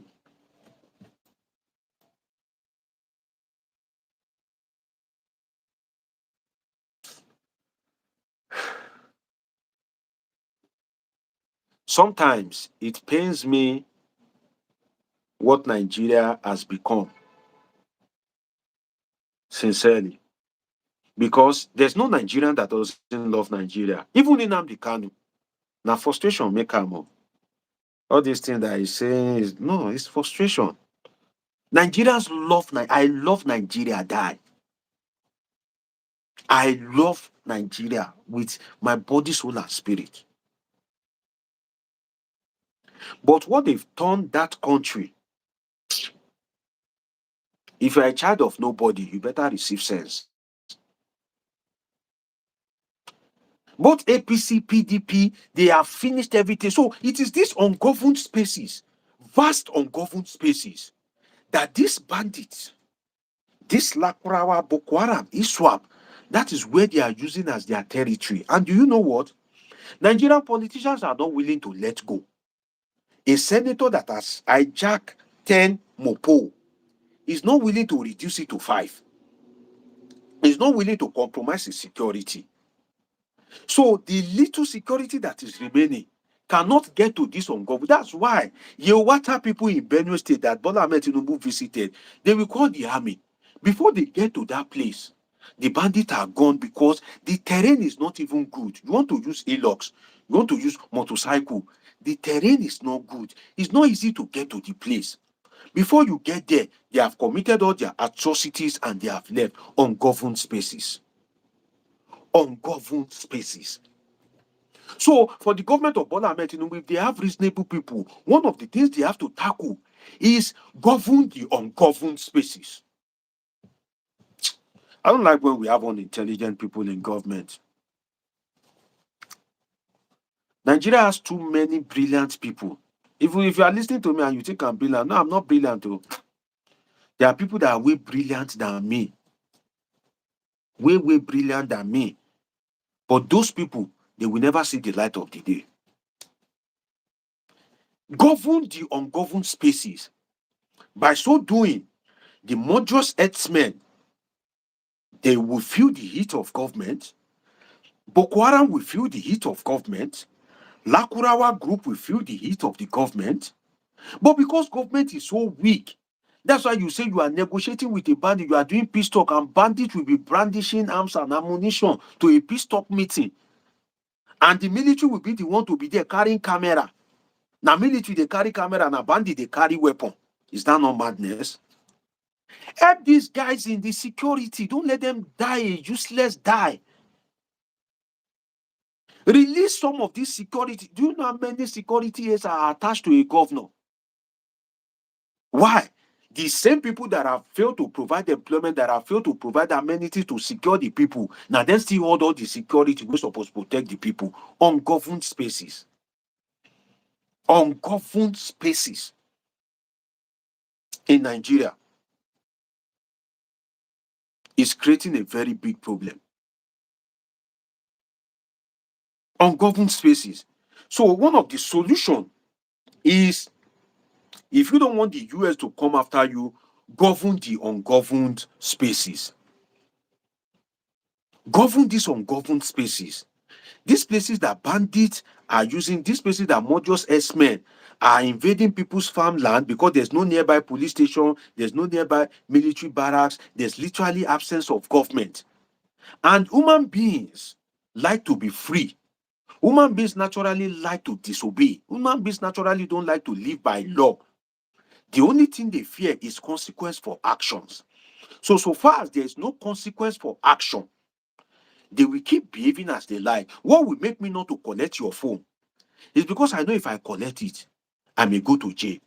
Consequence for actions. I will not collect your phone, despite the fact that I have power more than you. Because why? I don't want to go to jail. Consequence for action. What will make me not collect your car if it's more, advanced than my own? Because I know if I collect it, they will accuse me of robbery and it is straight to jail. Consequence of action.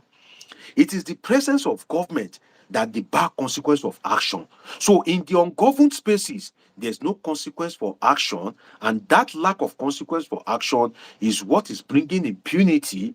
And there is now, the interpretation of a Christian coloration, and that is bringing discredit to the government. So I just hope that the people in government, they will look beyond politics, they will look beyond 2027, they would help the president to make sure that the man at least is able to do some things and he has a good place in history, because every day is history in the making. If you are still watching me, it is a great privilege to have you on my live stream. It's been quite a while. I'm trying to round up. I mentioned ungoverned spaces. Another point is weak and compromised security agencies. The security agencies is weak. They don't have efficient and up-to-date ammunitions, and some of them they are compromised. If you listen to the word of Lieutenant retired Air Commodore Moumi, he said it that some people in the security architecture of Nigeria believe that the Quran should land in the Atlantic Ocean or something like that. He said it that some of them still have that mentality, and that itself is a problem. Weak and compromised security agencies. Another thing is pampering and impunity, which I spoke about recently as regards the the useless peace talk that they say they are doing, and all these people are brandishing arms. Another problem is Nigeria does not have an ambassador. Bola Ahmed Tinubu has failed to appoint ambassador. What is stopping you from appointing ambassadors? These ambassadors that you appoint will be the one to speak for you, will be the one to table your case before their colleagues in America. They will speak to the US Ministry of Foreign Affairs or Foreign Mission or whatever in the United States. They will present evidence from the government. But if you don't have an ambassador, it is only an ambassador that can speak, with rank and will be respected, that can speak to the Minister of Foreign Affairs or something in the United States. But Bola Tinubu, you have failed to appoint ambassador 3 years into your administration. How do you want to survive on the international relation front? And that's why I said Bola Ahmed Tinubu is broad on international relation and also narrow. He is broad in the sense that he travels every now and then. You see, Bola Ahmed Tinubu is jumping from one place to the other. Today is in St. Lucia, tomorrow is in Brazil, tomorrow is in France, before you know it is in UK. He's broad, is broad on international relation in terms of he himself. So that's why I said he's low on broad international relations, in the sense that you see him everywhere, but he is he's big on broad international relation, but narrow, also narrow in the sense that you are going to all these countries, yet you don't have ambassador. The first line of defense of Nigeria in the US is Nigeria ambassador to United States. Will be the one to be speaking on behalf of Nigeria that, okay, US government, we saw the video of Honorable or Senator Andrew Steve, or what's his name. This is our response to it. This is what Nigerian government have been doing. This is the effort of the government. For instance, kudos to Bola Ahmed Tinubu. The people that did the Owo massacre, that's why I said I don't like anybody, I don't hate anybody. Do the right thing, I will say it. Kudos to Tinubu. I was so impressed when I saw that the people that went to go and open fire in our church, broad daylight, and kill people during church service. Bola Ahmed Tinubu government is prosecuting them now. These people were protected by the Buhari, this very useless Buhari government that caused all this problem that Tinubu is trying to resolve. Tinubu is prosecuting them. You present this evidence to the US government. But if you don't have an ambassador, you didn't appoint them, you make your country appear weak, because whoever is holding forth in the Nigerian mission in United States cannot act like an ambassador when it's not an ambassador. No, even the person will not be respected.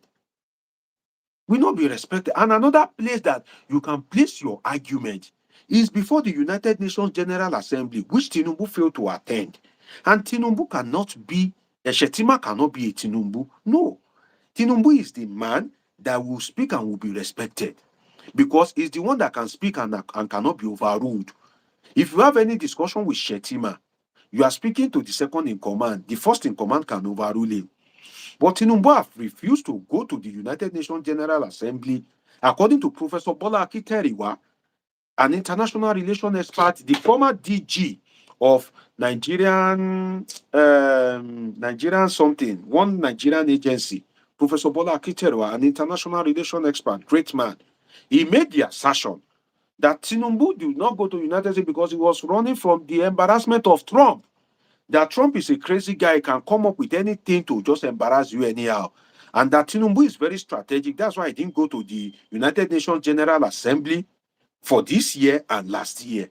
But don't forget that General Assembly that you failed to attend is where you can also meet people and table the situation in Nigeria and win heart and soul for yourself. So my appeal to President Bola Ahmed Tinubu as I round up is, please appoint ambassadors so that they can fight your battle so that they can intercede for you, so that they can liaise with their colleague. Because I wish you success.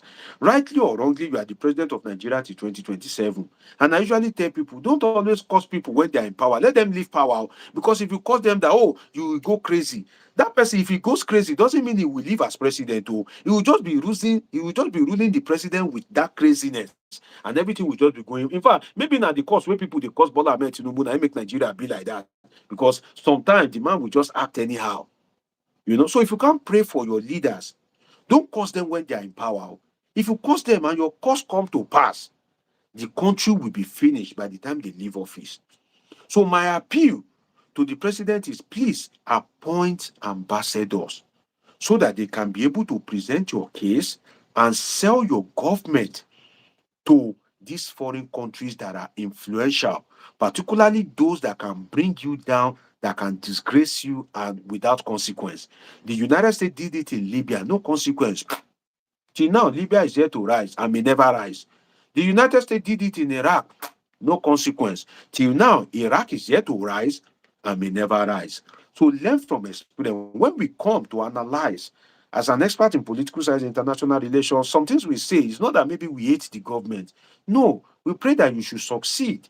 But then we need to speak the truth, not minding whose ox is God. So I believe that failure to appoint ambassadors going into 3 years into your administration is just madness. That's because there's no excuse. There's a lot of Nigerians that can be appointed. So why are you not appointing ambassadors in all these strategic countries? And that itself, it's a problem to the Tinubu government. So I hope that the people in government we have something to learn from this. The president also, the US government also have some lessons to learn from this because, like I said, insecurity in Nigeria is more of ideology based, it's more of poverty based, it's more of survival. God bless you, NIA. God bless you, Shegun Mekadese. That's Professor Bola Akinteriwa. He was the former DG of NIA. I love when I have intelligent people on my platform. God bless you, Shegun Mekadese. Abosede Ojo, my dear sister, you left for a while. Abosede, I think he's watching me from the United States, one of my regular viewers. Sunday George, I see you. Abdurrahman Kausara, I see you. Adebayo Onilere, watching me from Massachusetts in the United States. I see you. God bless all of you. It's been a very long time. You can reach out to me +55 1399 666 6361. Maybe I can hear from just one person before I call it a day. +55 1399 666 6361. You can request for the live video link and I will send you the link and you will be live with me via video call on this platform. So +55 1399 666 6361. I'm rounding up. Elvis Leonard. Elvis Leonard is watching me from Vancouver in Canada. Elvis Leonard has spent hours with me. I appreciate you, my dear brother. Asavia says there's no difference between Pakistan and Nigeria system. Great to have all of you. Sioni, I see you. Interesting people on my platform. Do want to like this video. Subscribe if you are yet to. Oletu Brooks, I see you. Albert, I see you. Say, when are the Tinubu FBI files going to be released? Well, I don't know about that, but I know that the president is fighting tooth and nail to make sure that the US government do not release those records. Why? Well, the reason is best known to him. And there is a case in the District Court of Columbia in the United States. I've forgotten the name of the judge, and it's between the Tinubu lawyer, Wale Adeniran or something, one very vibrant young guy that Tinubu just hired.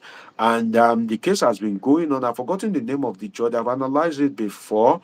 And there's this guy, Aaron Greenspan, that is on the neck of Bola Ahmed Tinubu. Not only Aaron Greenspan and David Hundeyin. That investigative journalist, they are seriously on the neck of Bola Ahmed Tinubu, hell-bent on making sure that he is disgraced. And I use the word emphatically, hell-bent on making sure that he is disgraced as regards the drug use. But trust me, Bola Ahmed Tinubu is fighting back seriously to make sure that the records are not released. And I've given you the analysis as regards what happened in court. The argument of Tinubu, the argument of Aaron Greenspan, the argument of Tinubu's lawyer is one of my live videos. So do want to catch up with my live. If you trace my live video, you will see the very detailed analysis of what transpired at the U.S. District Court of Columbia. The U.S. court in the District of Columbia. I gave a detailed analysis on that. Tinubu is fighting very hard, just to make sure that those documents are not released. Reason best known to him. But trust me, it's great to have all of you on such a day like this. When there's any hot topic, I will come live and we will dissect it. Just have a nice time, share thoughts. On this platform, we don't hate anybody, we don't like anybody. I don't care who you support, whether you're APC, PDP, Labour Party, is none of my business. Just don't come and abuse people on the platform, don't misbehave. And I won't stop you from airing your views, whether in support of APC or PDP, Labour Party, NNPP, is none of my business. To use the word of Buhari, although a very disastrous guy, but one of his famous quote that is useful is I belong to nobody and I belong to everybody. When I speak, some people say, oh, you are Baptist.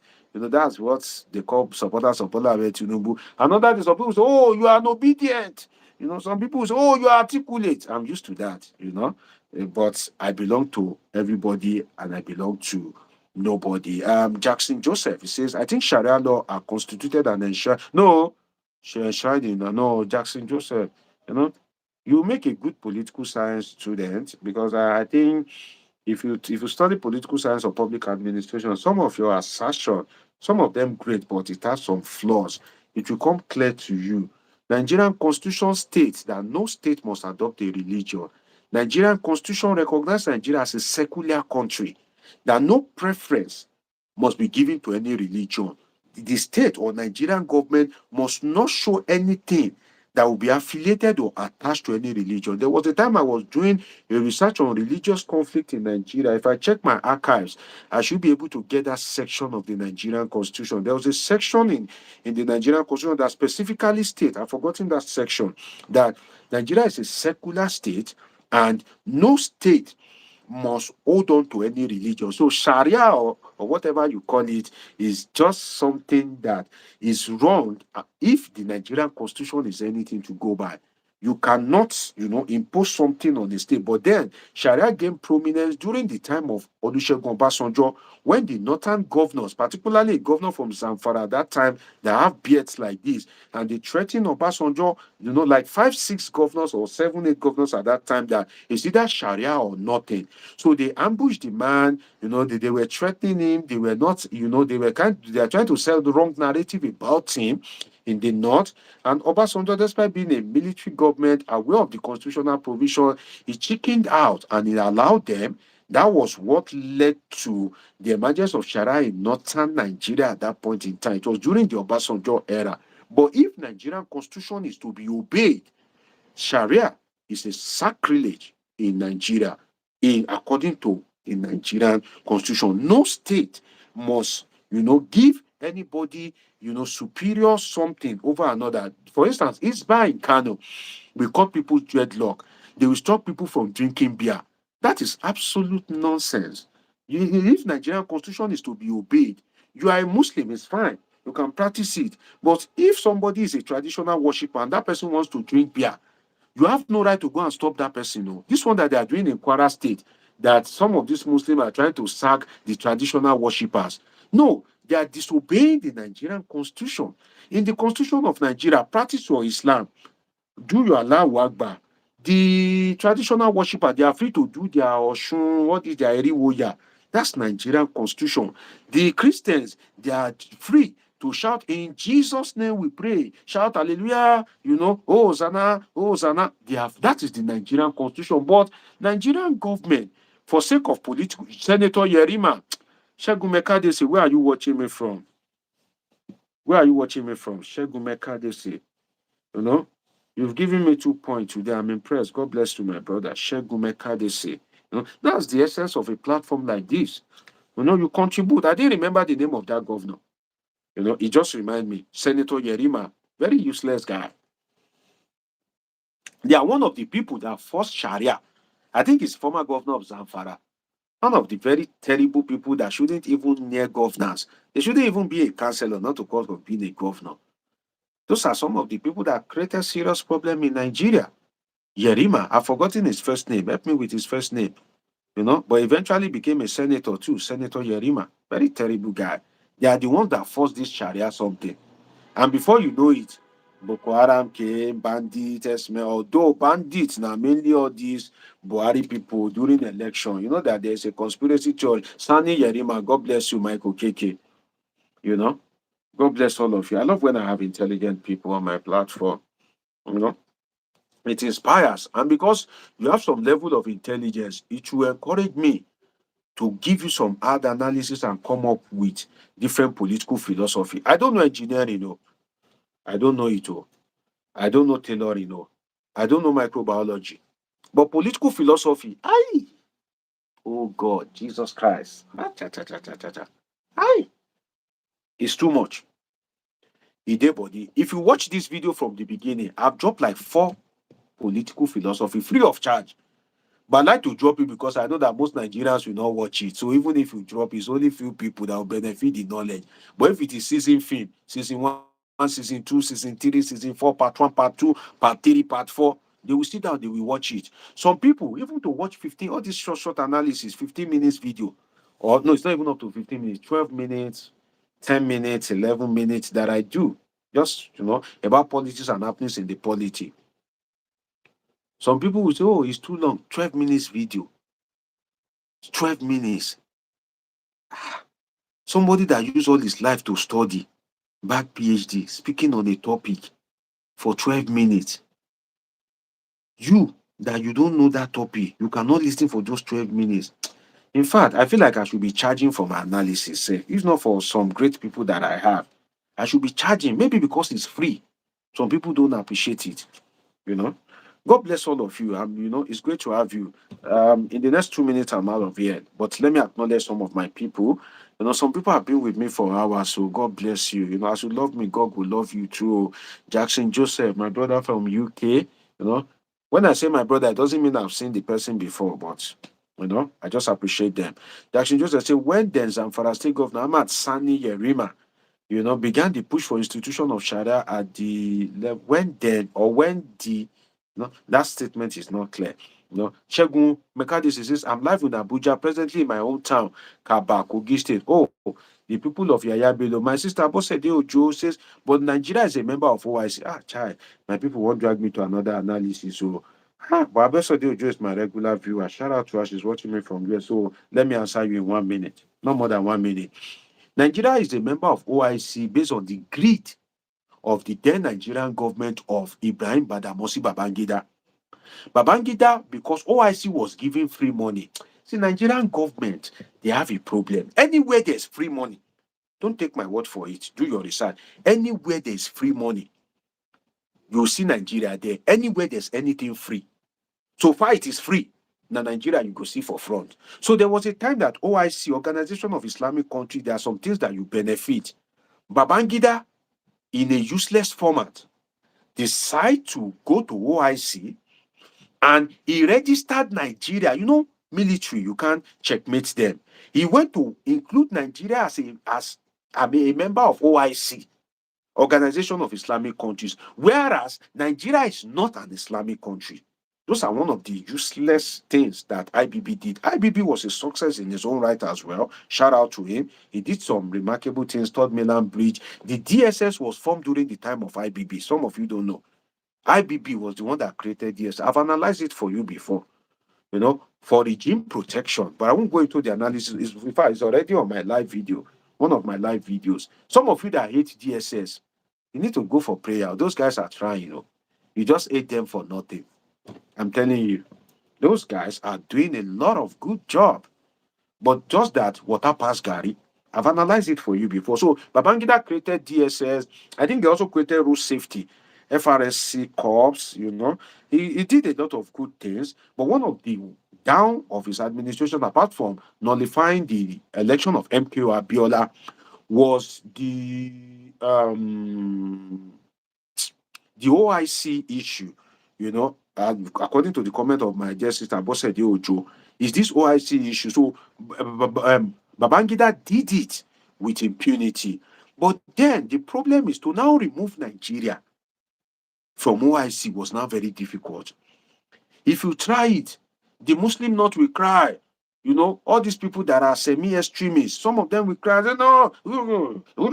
Despite the fact that English is Nigeria's official language, there's an Arabic signature on Nigeria's currency. There was a time they were trying to remove it. They are trying to pass a law to remove it. The, extreme Islamists North, they roared with wildfire at that point in time. They had to leave it the way it is. So Nigeria being a member of OIC is one of the impunity of the Babangida administration at that time. And for politics reason, for the sake of peace, because of some of these, religious or Islamist or aggressive people, that want to throw Quran into the Atlantic Ocean, the Nigerian government, successive Nigerian government afterward have been very careful. That's why Nigeria still remain a member of OIC, but a passive member, I must say, because during the time of Olusegun Obasanjo, Nigeria wasn't really doing anything. It's just being a member of OIC by name, right? During the time of Yaradua, same thing. Goodluck Jonathan, same thing. Buhari, relatively fair in terms of relating with OIC, and now the Tinubu government. So, and that's why you won't hear any news about Nigeria partaking in anything OIC or anything as regards OIC. You won't hear it because Nigeria is just a passive member. But whether passive or active, member and a member, Nigeria is still recognized as a member of OIC because we are yet to derecognize ourselves officially. And that deed was done by Ibrahim Babangida. I just had to answer that because you are one of my regular viewers. And, when my regular viewers ask some things, I try to, make it up to them. Abosede Ojo watching me from United States. God bless you, my dear sister. Counselor Botu says, Doctor, I came late tonight. Well, I don't know what to say about that. You shouldn't be missing lectures, because my analysis sometimes is like a lecture stroke analysis filled with a lot of things. Shegun Mekadesi, yes, you practiced journalism for 12 years, worked at different times with Concord, Newsbreed magazine, the News and Temple magazine. Shegun Mekadesi, if you did not join me when I played this video, please make sure you go and watch it and hear this revelation by a US lawmaker about Nigerian media. About Nigerian media. If you are watching me, please press the like button. Some of you will press it like. Some of you will press it twice. If you press it twice, that means you've liked and unliked. Some people would like my video. If I say, oh, press the like button, they'll still go and press it again. No, you have unliked the video. you know.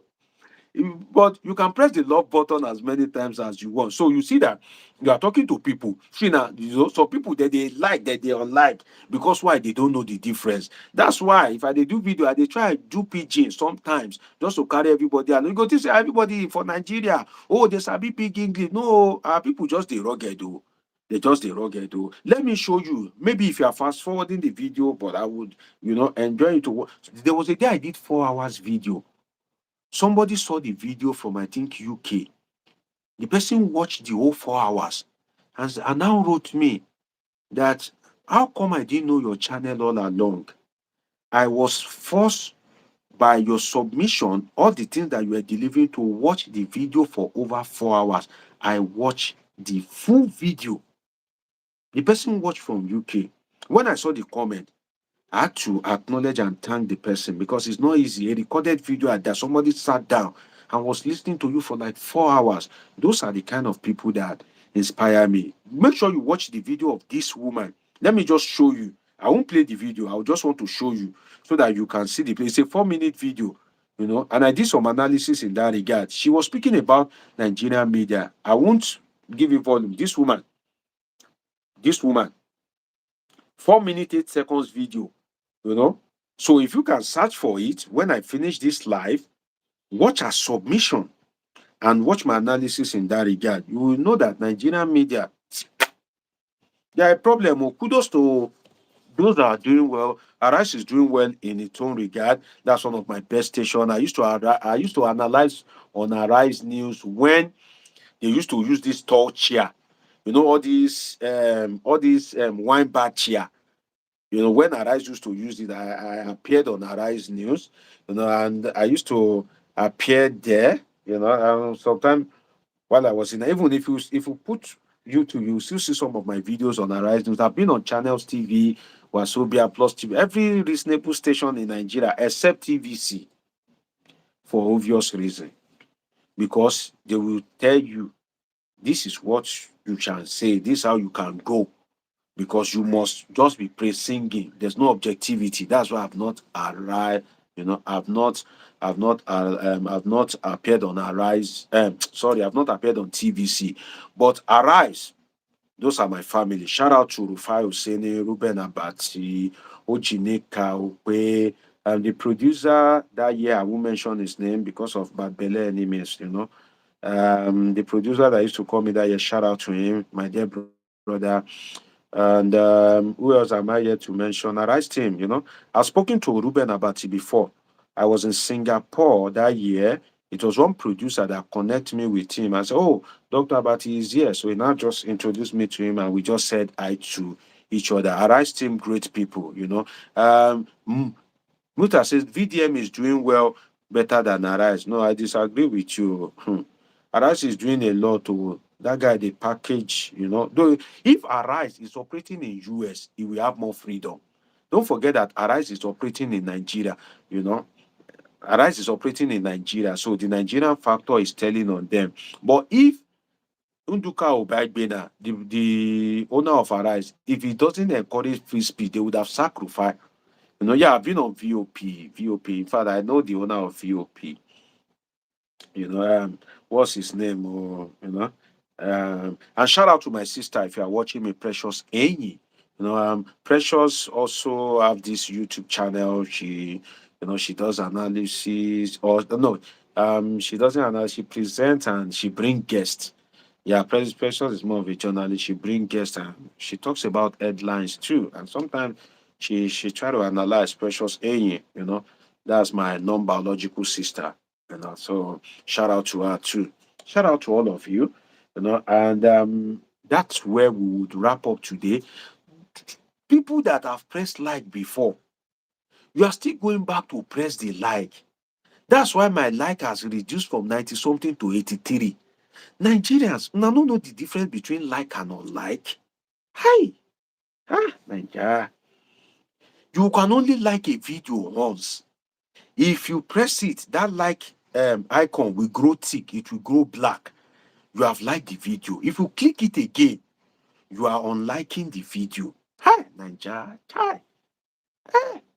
It is the love button that you can press as many times as possible. So some of you unintentionally, if you have liked it before, if I say, "Oh, like this video," you go and click it again. You don't unlike the video, be that. Some of my Nigerian people, they don't know. But if you like it, that like icon, it will go black, it will be thick. You don't like am be that. So if I say like this video, if you touch am again, you don't remove your like be that. But shout out to you. I know it's unintentional though. Some people will do it unintentionally. Shegun Mekade says, think Arise TV is doing, yeah, they were in the UK at some point, and then he now started it in Nigeria. And the Nigerian one is moving more than the UK. Arise is the best in Nigeria now. Forget. Arise is the best. I know I've seen Ojineka before. I've appeared on Arise, and Ojineka was one of the people presenting. Pretty lady, I must say, down to earth, very intelligent. Ojineka. There's this man that is former commissioner in Lagos State. He's one of the presenters. He used to present on weekend. Yeah, I've met him. I've met any reasonable big media person in Nigeria. I've had a direct interaction with them. These channels people, this guy that present from Lagos, Channel Sunrise Daily. This black guy, and I was in the studio with him some time ago. I've received a call from Chamberlain before to invite me for a Chamberlain who saw just Nigerian media. But the thing is that if you are intelligent and vibrant, you know why they run for Nigerian media? It's a crime to be intelligent. If you are intelligent, and you give Nigerian media a chance, they will use you pieces. They will use your death. In fact, you will not have time to breathe. As radio is calling you, TV is calling you. This TV is calling you. Another one is calling you. Shout out to News Central too. News Central, it's one of the TV station where they try. I have some people there. I know some people there. In fact, I know about 10 people there right now. News Central. Shout out to them. They try too. But if you give Nigerian media a chance, hey, whoa, now they run for them. Oh. No, now go smooth at the day because why? They will, as this one is calling you, that one is calling you. This one is calling you. Another one is calling you. You can do 4 analysis in a day.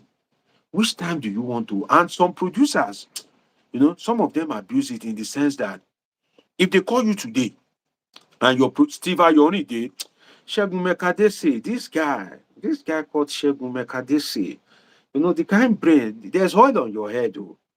This Shegun Mekadese, make sure you subscribe, my brother. I have interest in you. Make sure you subscribe. Make sure you turn on your notification button. There's special oil on your head because he has been the one reminding me of these names. If I forget, Steve Ayoride. God bless you, Steve Mekadese. God bless you. Great guy. Great guy. So Nigerian media, if they see that you are good, it's a problem. Oh. This one we call, that one we call. And some producers, if they call you today and you deliver for them and everything went well, the show was nice, everybody felt it, bam, you don't enter problem. Next tomorrow, they will call you. Next week, they will call you. Which time you won't get to even do your own life? You have a lot of work to do. You have a lot of research. You have a lot of things. But shout out to Nigerian media. Then they try. Then they try. Arise, great team. Channels, great team. News Central. Those 3, at least I can recommend. VOP too. Let me, Ifeanyi. That's the name I was trying to remember. He's one of the people that found VOP. Ifeanyi. He's my dear brother too. One way or the other, I've met him before. We've had good communication before. Ifeanyi VOP. Voice of the people. Shout out to Precious. Precious is the one that connect me to VOP. I went to Wasobia TV. Precious, if you are watching me, my dear sister, shout out to you. That's why I said if you are good in Nigeria, it's a problem. Oh. I went to VOP and I went to Wasobia TV and I did analysis, The analysis went well. I was invited by one lady, I've forgotten her name. The analysis went well. Precious was the presenter. As I was about leaving the studio, Precious just left her seat and just ran after me and said, "Oh, sorry, I enjoyed your analysis, but I usually have a program on radio. I don't know if you can join me. It is VOP." Precious eventually became the general manager of VOP TV before she retired from there. Shout out to Precious. So she now said, sorry, Dr. DG, I would like to have you on my program, but it's radio TV on VOP. And I now said, okay. So Precious was the one that made me to know VOP. And I eventually met the owner. I've seen him like twice, or if he sees me now, he recognizes me. We've had some good conversations before. So shout out to VOP. They are doing well in their own regard. But Precious is no longer there. She was once the GM of VOP. Shout out to all these people that they try sincerely. Shegun Meka, they say, I acknowledge you. On that note, I have to call it a day. It's been a long while in the analysis of today. There's been a message for the Nigerian government, the US government, Nigerians, people in power, and who is who. But trust me, I love and appreciate all of you. It's been an interesting time with you on this episode of Politic with your sure plug, Dr. Omosholadeji. Subscribe, turn on your notification button, catch up with my past videos. See you in my next video. I love you all sincerely.